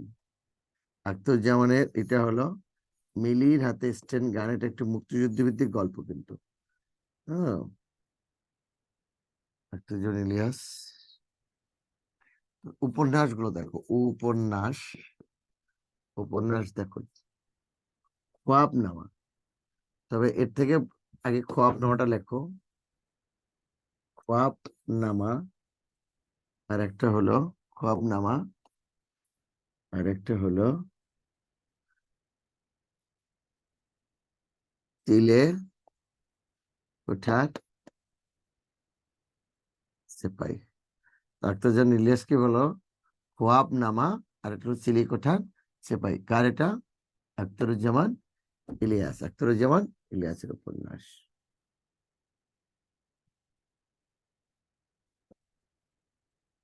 এবারে হলো মমতাজ, মমতাজ উদ্দিন আহমেদ, মমতাজ উদ্দিন আহমেদ। ঠিক আছে, উনি আমার সরাসরি শিক্ষক মমতাজ উদ্দিন আহমেদ। তার মুক্তিযুদ্ধ ভিত্তিক এবং ভাষা, এই যে বিবাহ, বিবাহ তার নাটক, এটা ভাষা আন্দোলন ভিত্তিক, মুক্তিযুদ্ধ ভিত্তিক নাটক। দেখো উনি নাট্যকার মূলত, নাটক এগুলো বিবাহ। আর মুক্তিযুদ্ধ ভিত্তিক নাটক দেখো, মুক্তিযুদ্ধ ভিত্তিক, মুক্তিযুদ্ধ ভিত্তিক নাটক হলো কি চাহো, কি চাহো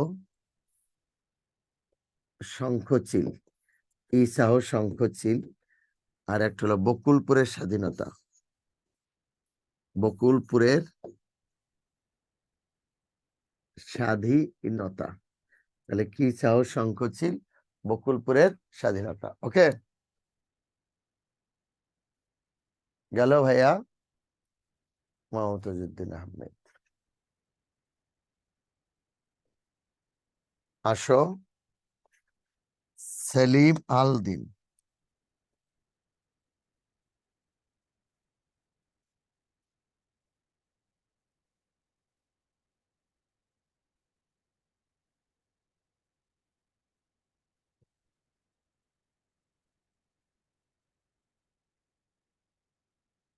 সেলিম আল দিন। উনি কিন্তু জাহাঙ্গীরনগর ইউনিভার্সিটির টিচার ছিলেন, ওখানেই মারা গেছেন, ওখানেই সমাহিত করা হয়েছে। বিখ্যাত নাট্যকার কিন্তু। তাকে বলা হয়, তাকে বলা হয় নাট্যাচার্য, তাকে বলা হয় নাট্যাচার্য। সেলিম আল দিনকে বলা হয় নাট্যাচার্য। কেন দেখো, আচ্ছা তার নাটক আছে, বিখ্যাত নাটকগুলো কি সেটা দেখো। আচ্ছা, তিনি গ্রাম থিয়েটারের, থিয়েটারের, তিনি গ্রাম থিয়েটারের প্রতিষ্ঠাতা। তাহলে তাকে বলা হয় নাট্যাচার্য, তাকে বলা হয় নাট্যাচার্য। তিনি গ্রাম থিয়েটারের প্রতিষ্ঠাতা। কে? সেলিম আল দিন। ঠিক আছে, ওকে।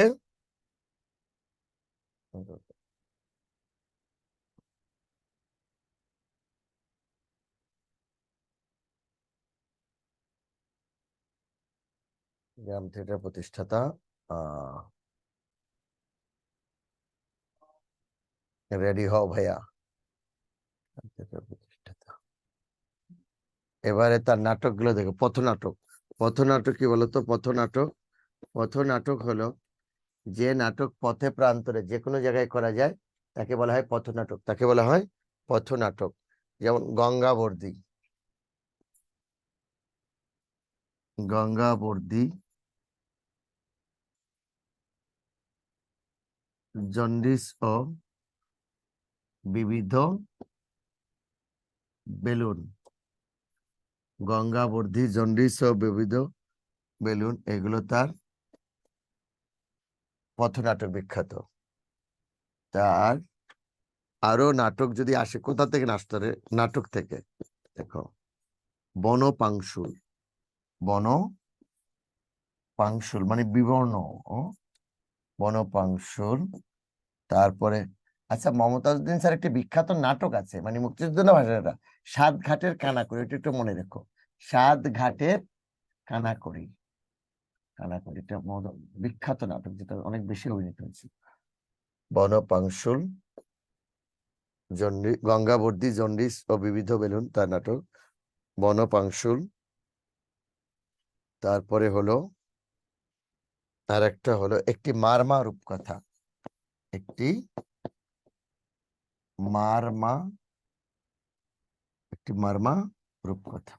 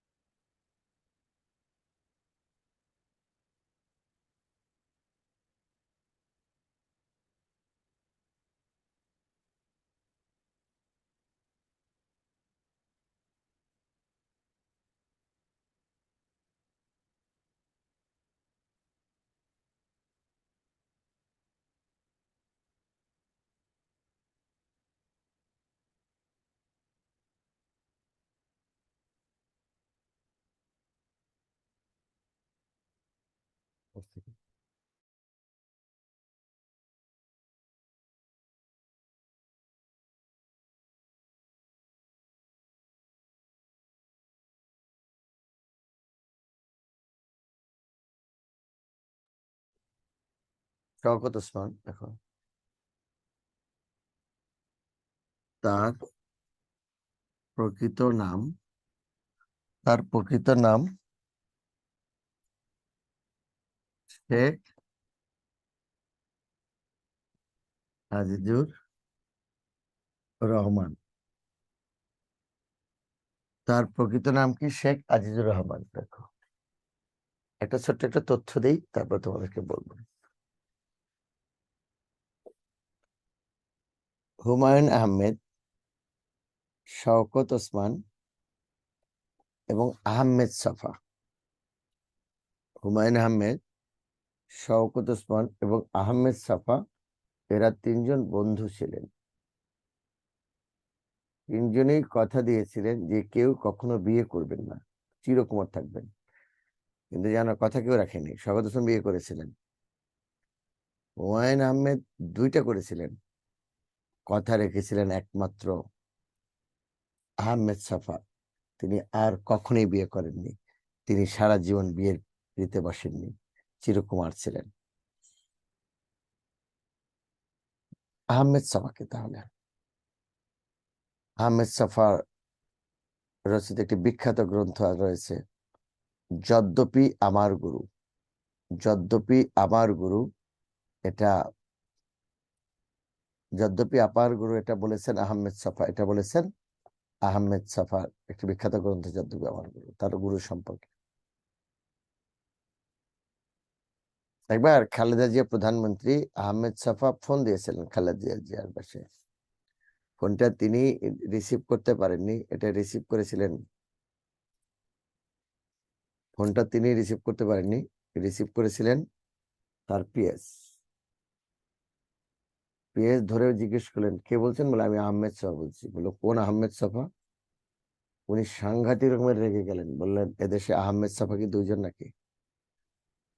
এটা বলে রিসিভারটা খুব বাজে একটা, উনি একটা রেগে গেলে একটা কথা বলতেন, বুঝতে পারছো?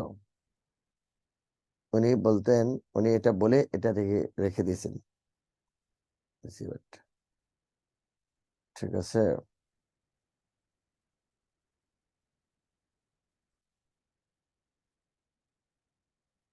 তো খালেদা জিয়া যখন আসলেন, বললেন ম্যাডাম আহমেদ সাহেব ফোন দিয়েছিলেন, বলে তাড়াতাড়ি কল দাও।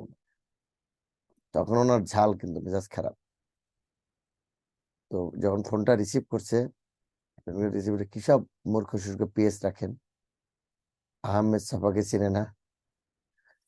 খালেদা জিয়া বললেন আমিও তো বেশি শিক্ষিত না আসলে, আর আপনারা তো এগিয়ে আসেন না। তো এত ইয়ে কোথায় পাবো, ঠিক আছে?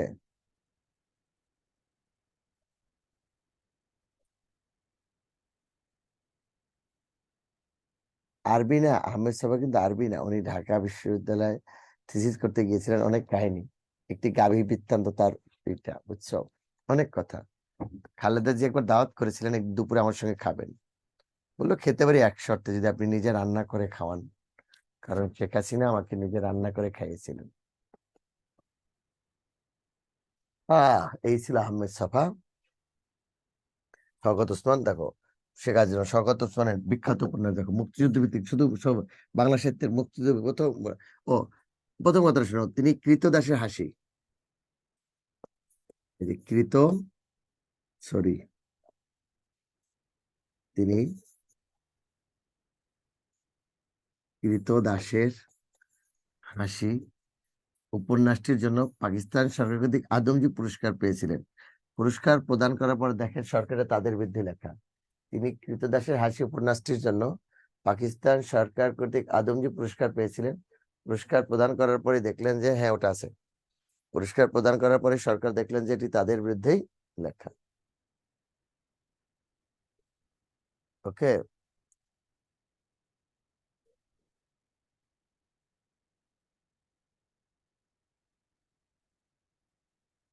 তাহলে ভাইয়া এটা হয়ে গেল। কিন্তু এখন ওনার অন্যান্য উপন্যাস কিন্তু দেখো,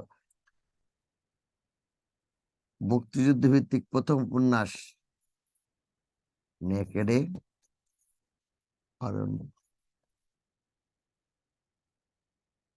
নেকড়ে অরণ্য,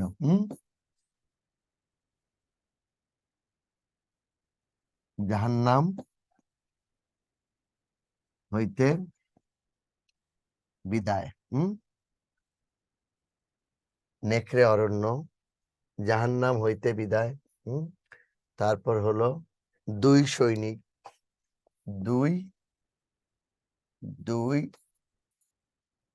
সৈনিক, তাহলে নেকড়ে অরণ্য, জাহান্নাম, জলাঙ্গি দেখো, লাঙ্গি প্রশ্ন তোমার স্যার, জলাঙ্গি কি অঙ্গ আছে না, অঙ্গ দেহ, দেহ জলের মতো হলে এটা জলাঙ্গি। আমি একটু প্রথম ব্যাপার কি জলাঙ্গি হয়, তখন দেখলাম ও এই কাহিনী। জলাঙ্গি। এটাগুলো কিন্তু উপন্যাস, এগুলো উপন্যাস কিন্তু। আমি আবারও বলতেছি, তোমার যে কয়জন রাইটার গুরুত্বপূর্ণ, সেটা আমাদের শওকত ওসমান কিন্তু একটা উপন্যাস। এটাও কিন্তু উপন্যাস, এটা কিন্তু উপন্যাস। আর এটা উপন্যাস, বাট এগুলো মুক্তিযুদ্ধ ভিত্তিক উপন্যাস কিন্তু না, এটা মনে রাখলেই হবে। নাটক দেখো, নাটক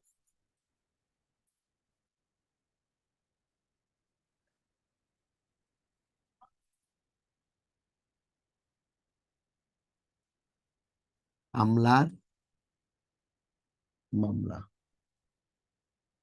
আমলার মামলা, হম পূর্ণ স্বাধীনতা, চূর্ণ স্বাধীনতা, পূর্ণ স্বাধীনতা, চূর্ণ স্বাধীনতা, আমলার মামলা, পূর্ণ, তস্কর লস্কর, তস্কর লস্কর। তাহলে আমলার মামলা, পূর্ণ স্বাধীনতা, তস্কর, লস্কর। একটা আছে বাগদাদের কবি, বাগদাদের কবি, এগুলো তার নাটক। তাহলে আমলার মামলা, তস্কর, লস্কর, বাগদাদের কবি, পূর্ণ স্বাধীনতা, চূর্ণ স্বাধীনতা, এগুলো তার নাটক। আশা করি শওকত ওসমানের শেষ হয়ে গেল। এবার তোমরা আমাকে বলো তোমাদের কোনো সমস্যা আছে কিনা, আর কোথাও কোনো সমস্যা, আর কে কে রাইটার আছে একটু বলবা ভাইয়া। আমি তো ভয় পেয়ে গেছিলাম যে এত রাইটার, আরে একজন নিয়ে আলোচনা করলেই তো দিন শেষ হয়ে যাবে খালি ওইভাবে ইউনিভার্সিটি স্টাইল আলোচনা করলে। আচ্ছা বলো, কোনো সমস্যা নেই। এবারে কে বলবে, কথা বলতে পারবে তোমরা ইচ্ছে করলে, তুমি একটু আমাকে মাউসটা ধরতে দিও। হ্যাঁ, যে কেউ ঈদ আছে একজন আনমিউট করে কথা বলো। আর কে কে রাইটার আছে ভাইয়া একটু প্লিজ, তখন যে আপুটা বলছিলে বলো শোনা, আর কে কে আছেন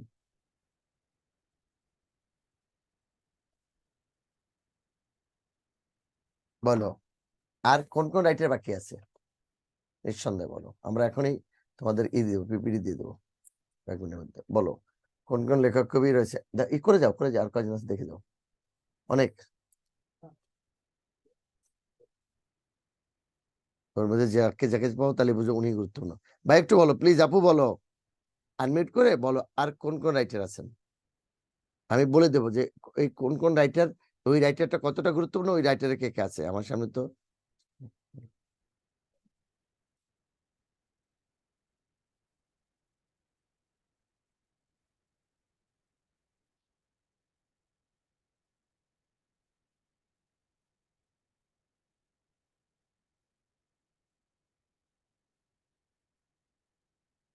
এই বলো না, আর কেউ নাই বলার মতো, একজনও কথা বলার নেই।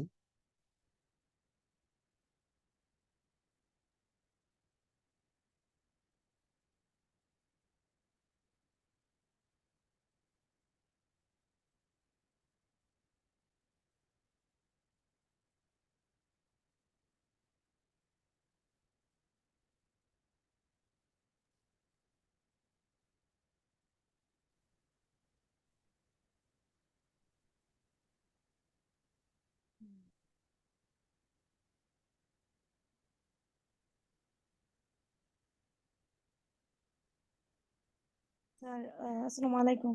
আসলাম বলো। স্যার আমাদের তো এই এখন যে আজকে যে পড়াইলেন এগুলো তো বিসিএস এর সিলেবাসের বাইরে যে লেখক তাদের কি তো এরকম তো আরো আছে, যেমন আহ আবু ইসা, তারপর এগুলো স্যার পড়া লাগবে না? আশরাফ সিদ্দিকী, শহীদুল্লাহ কায়সার, তারপর হচ্ছে আচ্ছা আপু, একজন একজন করে রাইটার বলো। আমি বলি বিসিএস এর সিলেবাসে তো আধুনিক যুগের কোনো লেখক কবি আসলে এরকম নাই, 11 জন ছাড়া, বুঝছো? ওই 11 জনের নাম লিখে কি বলছে জানো, যদি ধরো ওই পর্যন্ত থাকতো তাহলে তো কোনো কথাই ছিল না। এবং ওনাদের বাইরে কি পরিমাণ প্রশ্ন আসে তোমরা তো জানো, এমন এমন জি প্রশ্ন আছে মানে কমনই পড়ে না, বুঝছো? জি স্যার। ওখানে লেখা আছে ও অন্যান্য লেখক কবিগণ, ঠিক আছে? আচ্ছা তোমরা রাইটার গুলো একটু বলে যাও, তুমি বলে যাও, আমি বলে দিচ্ছি এই রাইটার সম্পর্কে, তুমি থাকবা কিন্তু লাইনে, সবাই শুনবে। একজন একজন করে বলে যাও কোন রাইটার। স্যার ওই যে শহীদুল্লাহ শহীদুল্লাহ কায়সার, হ্যাঁ ওনার গুড। সম্পর্কে। শোনো, শহীদুল্লাহ কায়সার লাগবে, দুটো উপন্যাস, আহ সংসপ্তক, আর হলো সারেং বউ। শহীদুল্লাহ ও কায়সারের সংসপ্তক এবং সারেং বউ দুটো উপন্যাস কিন্তু গুরুত্বপূর্ণ, জি স্যার। ঠিক আছে? উনি সমী কায়সারের বাবা কিন্তু, এবং পান্না কায়সারের স্ত্রী, পান্না কায়সারের হাজব্যান্ড আর কি, পান্না কায়সার ওনার স্ত্রী। 1971 সালের 14 ডিসেম্বর আছে না, বুদ্ধিজীবীরা যেদিন মারা গেছিলেন, উনি তখন ওই বুদ্ধিজীবীর সাথে কিন্তু মারা গেছেন। শহীদুল্লাহ কায়সার, তার বিখ্যাত দুটি উপন্যাস কি বলতো, একটা হলো সারেং বউ, একটা হলো সারেং বউ, আর এটা একটা হচ্ছে হলো সংসপ্তক। এই দুটো মনে রাখলে হবে, ঠিক আছে ভাইয়া? আচ্ছা স্যার। জি স্যার। এরপরে কে রাইটার বলে যাও। স্যার তারপর হচ্ছে স্যার অন্নদাশঙ্কর রায়, উনি কতটা গুরুত্বপূর্ণ? আচ্ছা, অন্নদা শঙ্কর রায়ের একটা ভ্রমণ কাহিনী গুরুত্বপূর্ণ, পথে প্রবাসে, অন্নদা শঙ্কর রায় ওনার একটা ভ্রমণ কাহিনী আছে, বাকি উপন্যাসগুলো আমাদের আসার মতো ওরকম নাই, বুঝছো? তোমরা পড়বা, বাট এটা অত গুরুত্ব না। পথে প্রবাসে তার একটা ভ্রমণ কাহিনী, বুঝছো? ওইটা একটু মনে রাখলেই হবে অন্য দর্শক। ডক্টর আনিসুজ্জামান।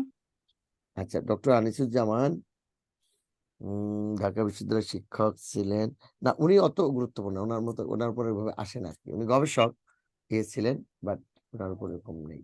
পরেরটা বলে যাও। তারপরে স্যার রাবেয়া খাতুন, রাজিয়া খান। উম, বটতলার উপন্যাস, এটা রচয়িতাকে বলো তো? স্যার এটা রাজিয়া খান। ওইটা লাগবে, বটতলার উপন্যাস, বুঝছো? উপন্যাস। রাজিয়া খানকে একটু আন্ডারলাইন করে রাখো আর কি, বা টিক দিয়ে রেখো। স্যার নেক্সট বলে স্যার যাও। তারপরে স্যার সমর সেন। ও শোনো, এবার বুঝতে পারছি, কিছু তথ্য দিতে চাইছিলাম। চলে যাও, কন্টিনিউ চলে যাও, সমস্যা লাগবে না, বলতেছি অন্যটা তথ্য লিখে দেবো, ওটা সমস্যা থাকবে এখানে। বলে যাও আপু। স্যার তারপরে আব্দুল কাদির। হ্যাঁ, আব্দুল কাদিরকে ছান্দসিক কবি বলা হয়, মনে রাখবা। আব্দুল কাদিরকে ছান্দসিক কবি বলা হয়। ওনার জন্ম কিন্তু ব্রাহ্মণবাড়িয়া জেলার আড়াইশিজাতে। হ্যাঁ, জি উনি স্যার, আমাদের নজরুলের পার্শ্ববর্তী গ্রাম। হুম স্যার আমি ব্রাহ্মণবাড়িয়া থেকে, আমাদের পার্শ্ববর্তী গ্রাম আড়াইশিদা। হ্যাঁ, তাই না? এবং জি তাহলে স্যার। তোমার জিজ্ঞেস করবেন তো, ভাইবে তো ওনার সম্পর্কে জিজ্ঞেস করবো, আব্দুল কাদির ছান্দসিক। জি স্যার। হ্যাঁ, উনি ছন্দ সমীক্ষা, তার বিখ্যাত বই ছন্দ সমীক্ষা। এবার জি ঢাকা স্যার। বিশ্ববিদ্যালয় বাংলা একাডেমি থেকে যখন নজরুল সংকলন প্রকাশিত হয়, উনি কিন্তু এটার ছিলেন, সম্পাদক ছিলেন, বুঝছো? তাহলে জি স্যার। ব্রাহ্মণবাড়িয়া জেলা আড়াইশিতে জন্মগ্রহণ করেন আব্দুল কাদির। তাকে ছান্দসিক কবি বলা হয়। ছন্দ সমীক্ষা তার বিখ্যাত গ্রন্থ, এবং তিনি নজরুল সংকলনের প্রথম সম্পাদক। Thank you. নেক্সট পড়ে যাও আপু। স্যার তারপরে সত্যেন সেন। সত্যেন সেন, হ্যাঁ, উপন্যাস অভিশপ্ত নগরী এবং পাপের সন্তান, দুইটা, যীশু খ্রিস্টকে নিয়ে বা ঈসা আলাহিসাল্লামকে নিয়ে এর আগে কেউ কখনো উপন্যাস লেখনা করেনি, উনি লিখেছেন। অভিশপ্ত নগরী এবং পাপের সন্তান।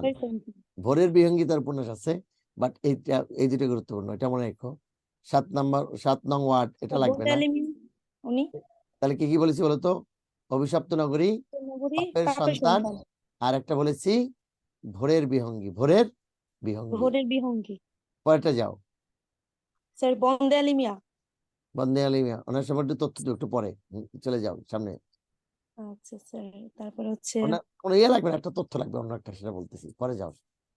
আচ্ছা স্যার বলতেছি।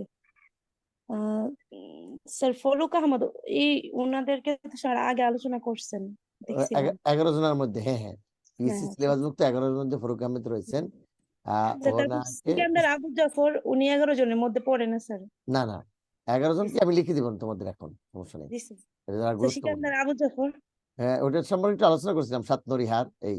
আর ফরুক আহমেদকে কিন্তু ইসলামী রেনেসার কবি বলা হয়। সাত সাগরের মাঝে তার বিখ্যাত কাব্যগ্রন্থ, এটা মনে রাখলে হবে। নেক্সট পার্টে যাও। স্যার নৌফেরাত তারপরে মোহাম্মদ আব্দুল হাই।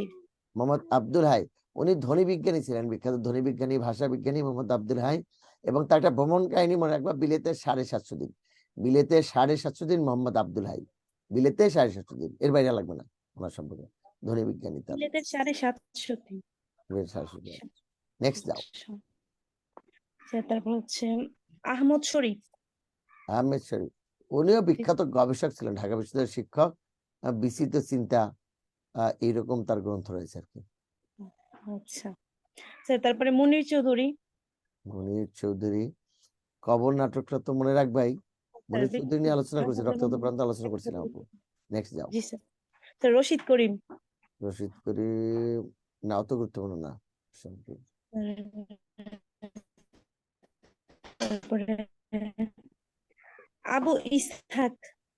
একটা লাগবে। বাংলা সাহিত্যে একটা উপন্যাস লিখে বিখ্যাত হয়ে আছেন, একটা উপন্যাস লিখে বিখ্যাত হয়ে আছেন। আমি কিছু গ্রন্থের নাম লিখে দিতে চাচ্ছিলাম, তারপরে আবু ইসহাক বাংলা সাহিত্যে একটা উপন্যাস লিখে একটা বিখ্যাত হয়ে আছেন। উনি, এটা সূর্য দীঘল বাড়ি, সূর্য দীঘল বাড়ি। এবং বাংলা সাহিত্যে দুইজন বিখ্যাত মা, দুইজন বিখ্যাত মা, এটা মনে রাখবা। একটা হলো দরিয়া বিবি, দরিয়া বিবি, বাংলাদেশের দুজন বিখ্যাত মা। আর একজন হলেন জয়গুণ, জয়গুণ। এটা একটু পরে আমি লিখে দেবো না, তুমি শুধু সূর্য দীঘল বাড়িটা লিখো, এটা আমি অন্য জায়গায় লিখে দেবো না, এটা থাকবে তথ্যটা। পরে একটু তাড়াতাড়ি করো শোনা, তাহলে আমার জন্য সুবিধা, আমি কিছু তথ্য দিব তোমাদের। তারপর আনোয়ার পাশা। আনোয়ার পাশা, না অত গুরুত্বপূর্ণ নেই, লাগবে না। তারপরে হচ্ছে সৈয়দ মুস্তাফা সিরাজ। লাগবে না। আলাউদ্দিন আল আজাদ। আলাউদ্দিন আল আজাদ। ওটা একটা কবিতা আছে, ওই যে স্মৃতির মিনার ভেঙেছে মন্দির, ওই জন্য দরকার মানচিত্র, কাব্যগ্রন্থের অন্তর্গত শহীদ মিনার একটা কবিতার। স্মৃতির মিনার, আচ্ছা স্যার। কবিতার নাম হলো স্মৃতিসৌধ আর কি। স্মৃতি- স্মৃতি মিনার ভেঙেছে বন্ধু বান্ধব, কবিতার নামই স্মৃতিসৌধ। পরেরটা বলো বলো। জি। তারপরে হচ্ছে শহীদ কাদুরি। শহীদ কাদরী, আচ্ছা শোনো, উনি অত গুরুত্বপূর্ণ না, তবে একটু মনে রাখলে হবে। তার উনি কিন্তু প্রবাস জীবন বেছে নিয়েছিলেন এবং ওখানেই মারা গেছেন, শহীদ কাদরী। এবং তার সর্বশেষ প্রকাশিত কাব্যগ্রন্থের নাম হলো আমার চুম্বনগুলো পৌঁছে দিও। শহীদ কাদরীর সর্বশেষ প্রকাশিত কাব্যগ্রন্থের নাম আমার চুম্বনগুলি পৌঁছে দিও। আমার চুম্বনগুলো পৌঁছে দিও। নেক্সট বলো। তারপর আব্দুল মান্নান সৈয়দ। উনি আমার শিক্ষক, অতএব জগৎ প্রকৃতি দাসী। ও আচ্ছা, বলবো না আমি ওনার সম্পর্কে, সমস্যা নেই। তবে ওনার একটু ছদ্মনামটা মনে রেখো, তার ছদ্মনাম অশোক সৈয়দ। অশোক সৈয়দ, আব্দুল মান্নান সৈয়দের ছদ্মনাম অশোক সৈয়দ। স্যার তারপর আসাদ চৌধুরী। কবি আসাদ চৌধুরী না আসার সম্ভাবনা বেশি, সামনে যাও। আর আছে স্যার রাইটার। দাউদ হায়দার। হুম, দাউদ হায়দার, কামাল চৌধুরী, স্যার ওনারা কতটা গুরুত্বপূর্ণ? লাগবে না। রাজা কামাল চৌধুরী। স্যার ঠিক আর আছে, মোটামুটি হয়ে গেছে। আচ্ছা শোনো, এখন গুরুত্বপূর্ণ একটা তথ্য লিখবা। দেখো, বাংলা সাহিত্যের অতীব গুরুত্বপূর্ণ কিছু তথ্য দ্রুত লিখবা। বাংলা সাহিত্যের জি অতীব স্যার। গুরুত্বপূর্ণ কিছু তথ্য দ্রুত লিখবা, দ্রুত, যত দ্রুত সম্ভব। জি স্যার। আচ্ছা আচ্ছা, বলতো তো এ পর্যন্ত প্রাপ্ত বাংলা গদ্যের প্রাচীনতম নিদর্শন কোনটি? প্রাচীনতম নিদর্শন স্যার চর্যাপদ। স্টার দাও, স্টার দিয়ে লিখো, দ্রুত লিখবে যাবা। ওটা সহজবাদ লিখবা না, কি লিখবে আমি বলতেছি। লেখো 1555 খ্রিস্টাব্দে, দ্রুত লিখে যাও সবাই। 1555 খ্রিস্টাব্দে আসাম রাজকে লেখা, কোনো কিছু করতে হবে না, খালি সিরিয়াল তো দিয়েছো, ওই এটা খালি স্টার দিয়ে লিখবা।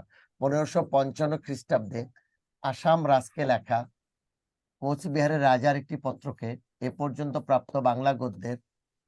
1555 খ্রিস্টাব্দে আসাম রাজকে লেখা কোচবিহারের রাজার একটি পত্রকে এ পর্যন্ত প্রাপ্ত বাংলা গদ্যের প্রাচীনতম নিদর্শন হিসেবে ধরা হয়। 1555 খ্রিস্টাব্দে আসাম রাজকে লেখা কোচবিহারের রাজার একটি পত্রকে এ পর্যন্ত প্রাপ্ত বাংলা গদ্যের প্রাচীনতম নিদর্শন হিসেবে ধরা হয়।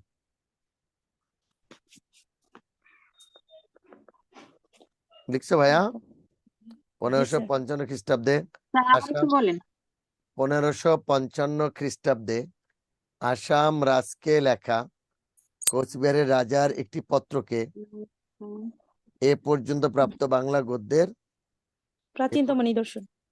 প্রাচীনতম নিদর্শন হিসেবে ধরা হয়। দাঁড়ি লিখছো ভাইয়া? কাজ জি শেষ। স্যার। আচ্ছা গুড, এ পটে লিখবা। বাংলা সাহিত্যের প্রথম বিদ্রোহী কবি ইসমাইল হোসেন সিরাজি। দাঁড়ি দাও পরেস্টারে। বাংলা সাহিত্যের বাংলা প্রথম সাহিত্য। বিদ্রোহী কবি ইসমাইল হোসেন সিরাজি। দাঁড়ি, দাঁড়ি দিয়ে লেখো, দাঁড়ি দিয়ে লিখবা। বাংলা সাহিত্যের প্রথম বিপ্লবের কবি মাইকেল মধুসূদন দত্ত। বাংলা সাহিত্যের প্রথম বিপ্লবের কবি মাইকেল মধুসূদন দত্ত।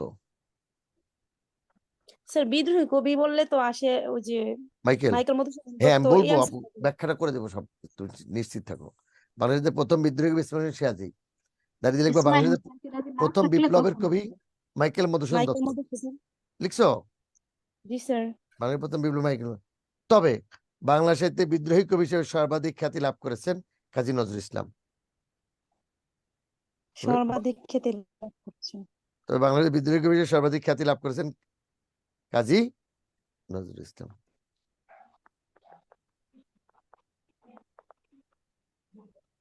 বাংলাদেশের প্রথম বিদ্রোহী কবি ইসমাইল সিরাজি। বাংলাদেশের প্রথম বিপ্লবের কবি মাইকেল মধুসূদন দত্ত। তবে বাংলাদেশের বিদ্রোহী কবি হিসেবে সর্বাধিক খ্যাতি লাভ সর্বাধিক করেছেন কাজী নজরুল ইসলাম। নজরুল ইসলাম। রাইট।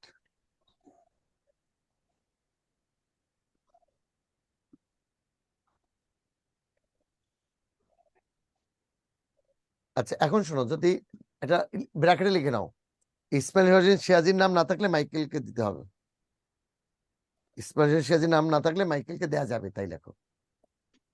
কারণ তাহলে বুঝবা যে ওনারা কোনো না কোনো কারণে ইসমাইল সিরাজিকে অ্যাভয়েড করতেছেন। আচ্ছা ব্যাখ্যাটা একটু পরে করি ভাইয়া, এবার একটু দ্রুত জি করো। স্যার। লেখো বাংলা সাহিত্যের পরেরটা দিয়ে লেখো, লেখো বাংলা সাহিত্যের প্রথম সব্যসাচী লেখক হলেন, বাংলা সাহিত্যের প্রথম সব্যসাচী লেখক হলেন রবীন্দ্রনাথ ঠাকুর।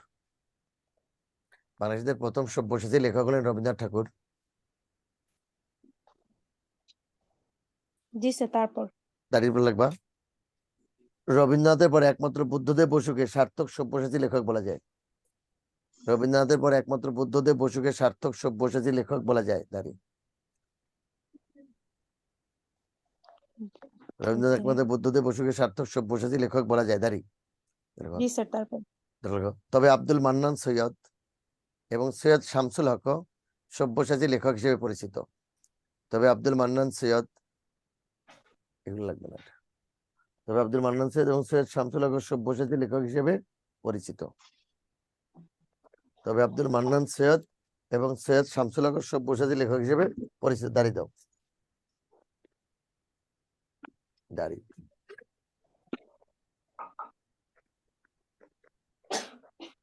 লিখছো ভাইয়া? জি স্যার। গুড। এবার লিখো, বাংলা সাহিত্যের প্রথম নাগরিক কবি হলেন ভারতচন্দ্র রায়গুণাকর। বাংলা সাহিত্যের প্রথম নাগরিক কবি হলেন ভারতচন্দ্র রায়গুণাকর।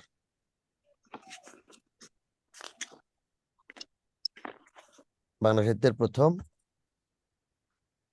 নাগরিক কবি হলেন ভারতচন্দ্র রায়গুণাকর। দাঁড়িয়ে দিয়ে লিখবা। কবি সমর সেনকেও নাগরিক কবি বলা হয়। কবি সমর সেনকেও নাগরিক কবি বলা হয়। একটু আগে যার নাম বলছিলাম, কবি সমর সেনকেও নাগরিক কবি বলা হয়। দাঁড়িয়ে দাও, দাঁড়িয়ে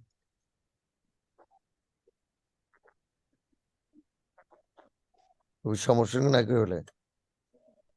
জি স্যার, তারপর তবে তবে তবে বাংলা সাহিত্যে নাগরিক কবি হিসেবে বাংলা সাহিত্যে নাগরিক কবি হিসেবে সাহিত্যের নাগরিক কমিশন। হিসেবে জি স্যার, তারপর সর্বাধিক খ্যাতি লাভ করেছেন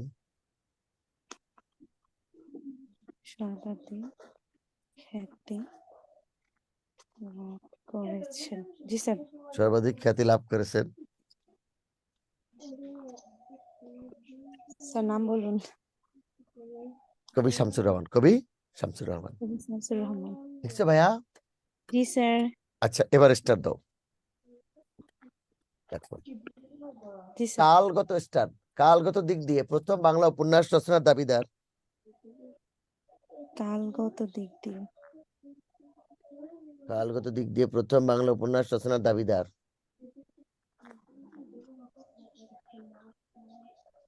রচনার দাবিদার একজন খ্রিস্টান বিদেশিনী। একজন খ্রিস্টান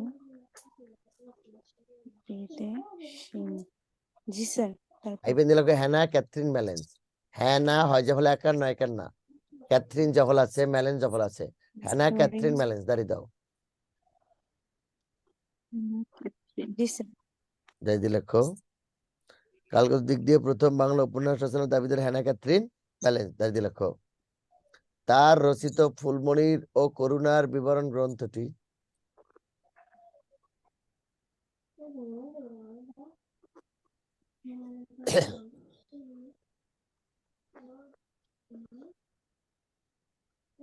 গ্রন্থটি প্রথম বাংলা উপন্যাস রচনার গ্রন্থটিকে আর কি, তার রচিত ফুলমণি ও করুণার বিবরণ গ্রন্থটিকে প্রথম বাংলা উপন্যাস রচনার প্রথম বাংলা উপন্যাস রচনার দাবিদার হিসেবে ধরা হয়। প্রথম বাংলা উপন্যাস রচনার দাবিদার হিসেবে ধরা হয়। তার রচিত জি ফুলমণি ও করুণার বিবরণ গ্রন্থটিকে প্রথম বাংলা উপন্যাস রচনার দাবিদার হিসেবে ধরা হয়। জি স্যার। দাঁড়িয়ে লেখো, বাংলা সাহিত্যের প্রথম উপন্যাস প্যারিচাঁদ মিত্রের আলালের ঘরের দোলা 1858। ওইটা 1852, কিন্তু ফুলমণি ও করুণার বিবরণ 1852। আর বাংলা সাহিত্যের প্রথম উপন্যাস প্যারিচাঁদ মিত্রের আলালের ঘরের দোলা আলালের ঘরের দুলাল 1858।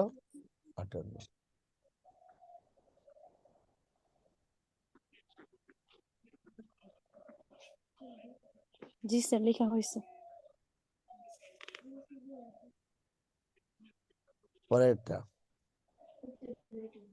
1858টা, কিন্তু আল্লাহর গল্পের কত 1858। আচ্ছা আচ্ছা, বাংলা সাহিত্যের প্রথম সার্থক উপন্যাস বঙ্কিমচন্দ্র চট্টোপাধ্যায়ের দুর্গেশনন্দিনী 1865।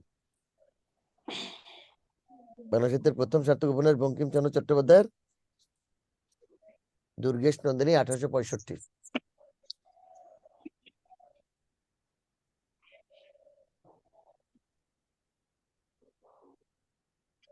জি স্যার লেখা হয়েছে। গুড।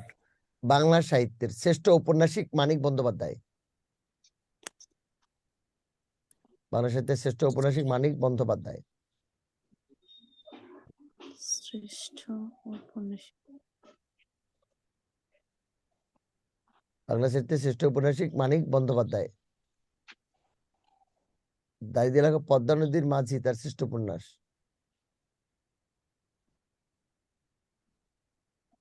স্যার এটা দুইবার পড়ছি, অনেক ভালো লাগে পড়লে। শ্রেষ্ঠ উপন্যাসিক পদ্মা নদীর মাঝি না, মানিক জি স্যার। বন্দ্যোপাধ্যায়। তাকে কালজয়ী ঔপন্যাসিক বলা হয়। পদ্মা নদীর মাঝি তার কালজয়ী উপন্যাস। পদ্মা নদীর মাঝি তার কালজয়ী উপন্যাস।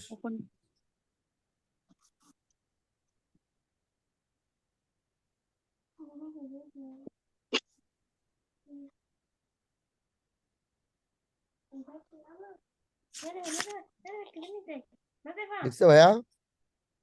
জি স্যার। শ্রেষ্ঠ উপন্যাসিক কে? মানিক বন্দ্যোপাধ্যায়। পদ্মা নদীর মাঝি তার শ্রেষ্ঠ উপন্যাস। দাঁড়ি। সমসাময়িক কালে বাংলা সাহিত্যের সবচেয়ে জনপ্রিয় উপন্যাসিক।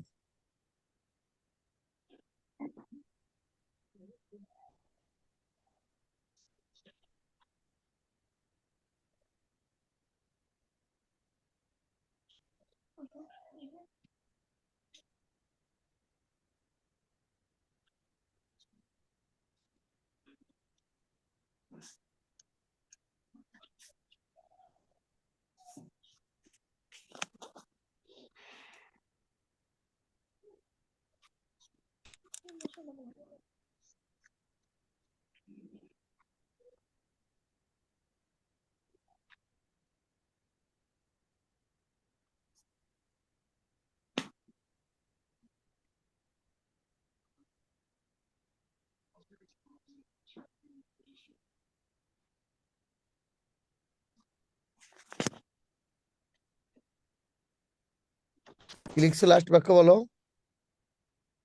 সমসাময়িক কালে বাংলা সাহিত্যের জনপ্রিয় উপন্যাসিক। হুমায়ুন আহমেদ। হুমায়ুন আহমেদ। জি স্যার। তার প্রথম প্রকাশিত উপন্যাস নন্দিত নরকে এবং দেয়াল সর্বশেষ। দেয়াল সর্বশেষ লিখছো ভাইয়া? জি স্যার। আচ্ছা, গুড। আর বাংলা সাহিত্যের সবচেয়ে জনপ্রিয় উপন্যাসিক শরৎচন্দ্র চট্টোপাধ্যায়। শ্রীকান্ত তার শ্রেষ্ঠ উপন্যাস। বাংলাদেশের সবচেয়ে জনপ্রিয় উপন্যাসিক কে? শরৎচন্দ্র চট্টোপাধ্যায়। শ্রীকান্ত তার শ্রেষ্ঠ উপন্যাস। আর সমসাময়িক কালে বাংলা সাহিত্যের সবচেয়ে জনপ্রিয় উপন্যাসিক হুমায়ুন আহমেদ। প্রথম নন্দিত নরকে, দেয়াল সর্বশেষ। এইটুকু মনে রেখো।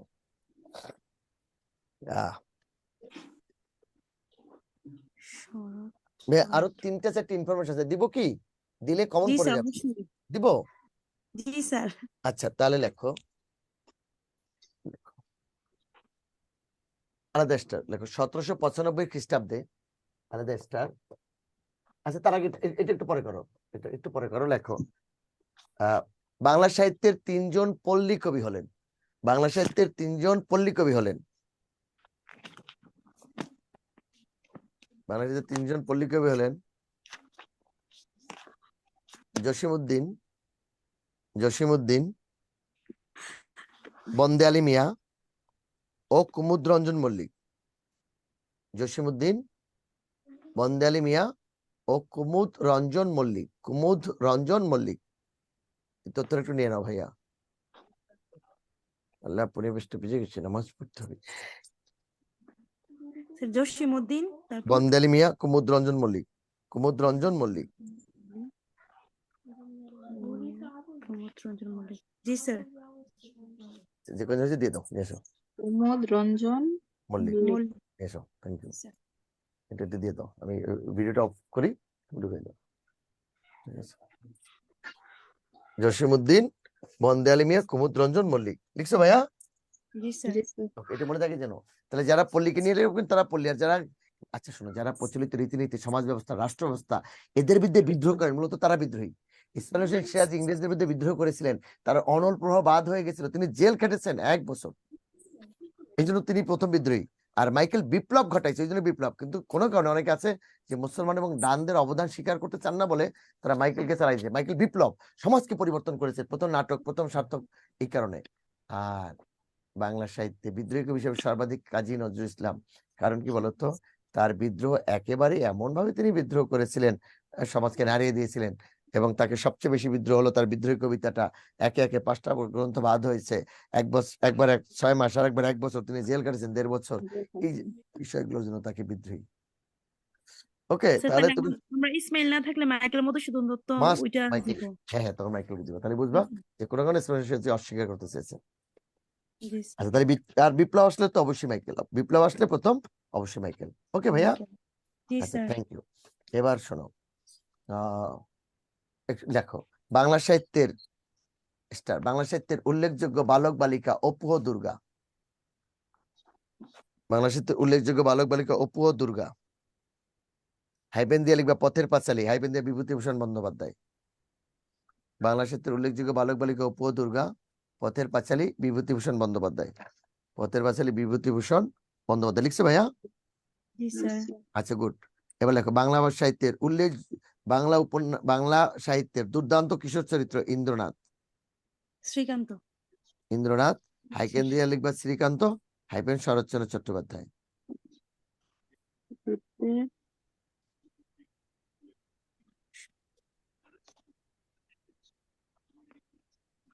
স্যার আরেকবার বলেন। কিশোর চরিত্র ইন্দ্রনাথ, বাংলা শ্রীকান্ত। সাহিত্যের অভিনীত শ্রীকান্ত, শরৎচন্দ্র চট্টোপাধ্যায়।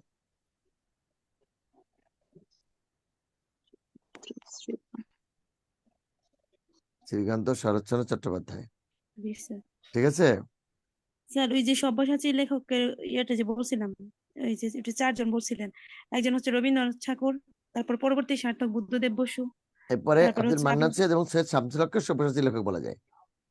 জি স্যার, অপশনটা আমরা বুঝে আনসার করবো না স্যার, যেটা। আচ্ছা, যদি আসে প্রথমকে তাহলে রবীন্দ্রনাথ ঠাকুর, ঠিক জি আছে, স্যার। প্রথম।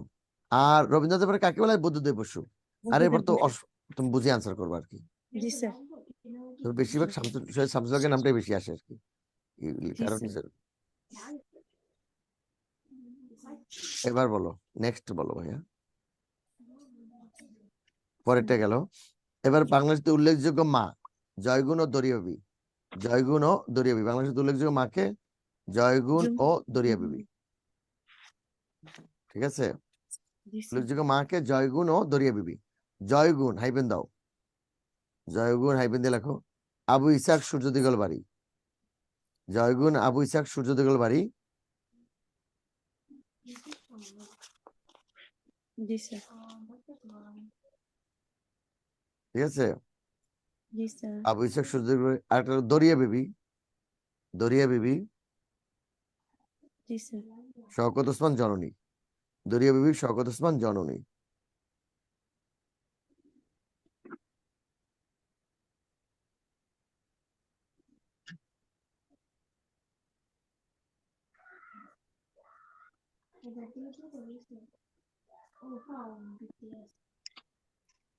ঠিক আছে? জি স্যার। ওকে, তাহলে গেল জয়গুণকে আবু ইসাক সূর্য দিগল বাড়ি, আর দরিয়া বিবি জননী শওকত ওসমান, ঠিক আছে ভাইয়া? জি স্যার। এবার দেখো, একটু দ্রুত লিখবা। 1795 খ্রিস্টাব্দে রুশ নাট্যকার হেরাসিম লেবেদাবের, 1795 খ্রিস্টাব্দে, 1795 খ্রিস্টাব্দে রুশ নাট্যকার জি স্যার। হেরাসিম লেবেদাফের, হেরাসিম লেবেদফ এর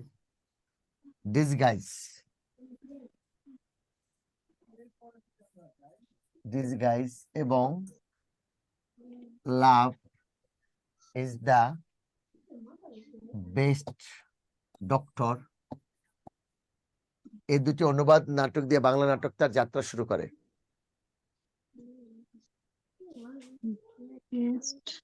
লিখছো?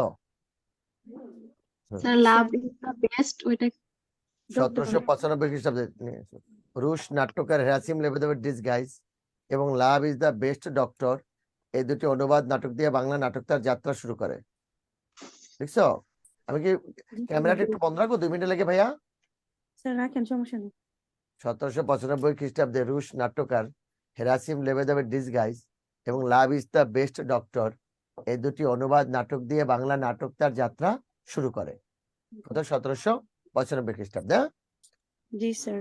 আচ্ছা, এবার লেখো বাংলা সাহিত্যের প্রথম নাটক তারাচরণ শিকদারের ভদ্রার্জুন। বাংলা সাহিত্যের প্রথম নাটক, বাংলা সাহিত্যের প্রথম নাটক তারাচরণ শিকদারের ভদ্রার্জুন। তারাচরণ শিকদারের ভদ্রার্জুন লিখবা 1852। 1852।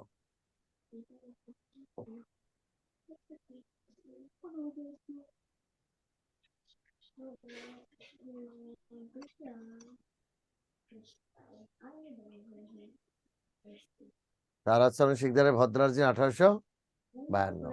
1852। ওকে জি স্যার। ওকে, ঠিক লেখো। একই বছর যোগেশচন্দ্র গুপ্ত লিখেন, একই বছর যোগেশচন্দ্র গুপ্ত লিখেন কীর্তিবিলাস। কয় দীর্ঘার তরে বসে কীর্তিবিলাস। একই বছর মানে 1852। একই বছর যোগেশচন্দ্র গুপ্ত লেখেন, যোগেশচন্দ্র গুপ্ত লেখেন কীর্তিবিলাস। কীর্তিবিলাস, যোগেশচন্দ্র যোগেশচন্দ্র কীর্তিবিলাস গুপ্ত লেখেন কীর্তিবিলাস 1852। ওটা লিখতে হবে না, একই বছর যেত। জি স্যার। আচ্ছা, গুড। ওকে, লিখছো ভাইয়া? জি স্যার। স্যার আপনি তো নামাজ পড়বেন। হ্যাঁ, 10 সেকেন্ড আমাকে সময় দাও। কীর্তিবিলাস লাস্টের আগে নির্বাচন, আমি নামাজ পড়বো। এটা থাকতে থাকি আমার এখানে যায় না বলতো, জি স্যার। এখানে দিয়ে যাও, রুজু আছে তাতে নামাজটা পড়ে ফেলো। কীর্তিবিলাস 1800। এমডি স্যার রুবেন এর একটা চ্যাটাই আছে, ওটা কার্পেট ওটা নিয়ে আসো, পরে রেখে দাও। লিখছো 1852 লিখছে। আচ্ছা লেখো বাংলাদেশের প্রথম মৌলিক নাটক তারাচরণ শিকদার, সরি, বাংলাদেশের প্রথম মৌলিক নাটক রাম নারায়ণ তর্করত্নের কুলিনকুল সর্বস্ব 1854। বাংলা সাহিত্যের প্রথম মৌলিক নাটক রাম নারায়ণ তর্করত্নের কুলিনকুল সর্বস্ব 1854। মৌলিক, এরা এর আগে লিখছে পৌরাণিক, পুরাণ থেকে, এটা নিজে নিজে লিখছে, নিজে সেটা মৌলিক।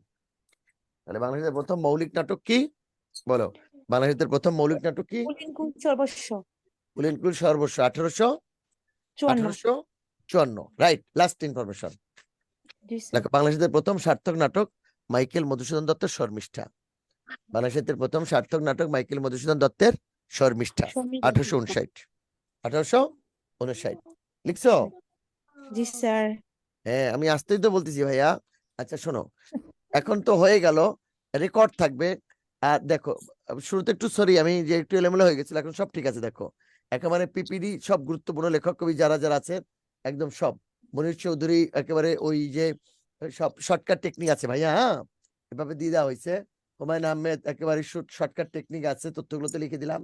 শামসুর রহমান দেখো শর্টকাট টেকনিক। সেলিনা হোসেন, এই যে দেখো সেলিনা হোসেন হাঙ্গর, সরি শামসুর রহমান, ওই যে হাঙ্গর নদী গ্রেনেড পোকামাকড়ের ঘর বসতি, তারপরে যা যা লাগবে মোটামুটি আমি তো সবই আছে, বাট গুরুত্বপূর্ণ গুলো আমি তো আগেই বলেছি, ওইটা দাগাই পড়লেই হবে।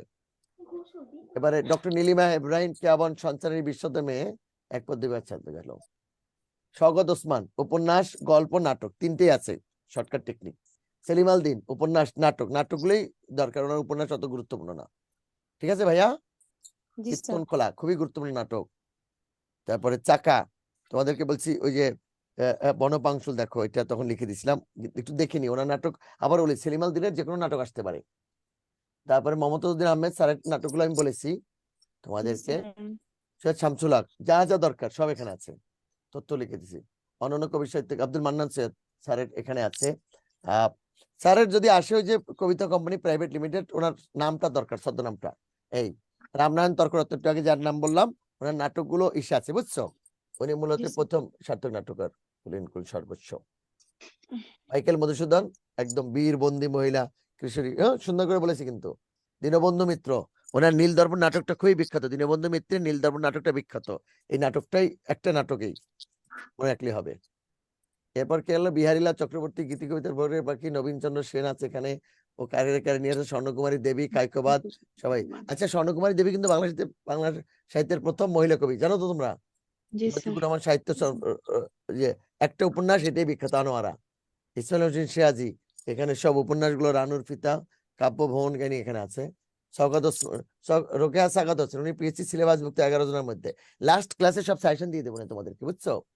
ডক্টর মোহাম্মদ শহীদুল্লাহ, আঙ্গুরদি পিস এখানে আছে। ইয়াকুব আলী চৌধুরী, লুৎফুর রহমান ও সবাইকে নিয়ে আসে। শাহাদাত হোসেন, বিভূতি হোসেন, গোলাম মোস্তফা, মনসুর আহমেদ, জসিমউদ্দিন, সব ও নিয়ে আসছে। যাই ওটা মনে হয়েছে ওর এগুলো দিবে। এটা এগুলো পিডিএফ পেয়ে যাবা তোমরা, সমস্যা পিডিএফটা কি ডাউনলোড দেওয়া যাবে? পিডিএফ। আপু আমি তো জানি না, ওটা তো টেকনিক্যাল বিষয়টা আমি জানি না, শোনা, এমনিতে তো দেওয়া যায় না যেগুলো দেয়। বুঝছো? থেকে করবেন, সব রুম শর্টকাট থেকে টেকনিক সবার। ওই যে আবুই সব দেখো, এটা একটু দিতে বলবেন যাতে আমরা ডাউনলোড দিতে পারি। আব্দুল গাফফার চৌধুরী। জি স্যার। এখন স্যার সবগুলো স্ক্রিনশট দিতে পারি নাই স্যার, স্পিডে টানছেন। আচ্ছা, এখন স্ক্রিনশট দিলে সব পেয়ে যাবা, শোনা। এখন আর সময় নেই, আমি একটু নামাজ পড়বো তো, তাহলে আল্লাহ হাফেজ। আর ওকে স্যার, ভালো থাকবেন। আসসালামু আলাইকুম। আব্দুল গাফফার চৌধুরীর মনে রাখবা, চন্দ্রদ্বীপের উপাখ্যান আর বঙ্গবন্ধু শেখ মুজিবুর রহমানের উপর নির্মিত তার একটি বিখ্যাত চলচ্চিত্র পলাশী থেকে ধানমন্ডি। ওকে, ওকে স্যার, আসসালামু আলাইকুম। Thank you.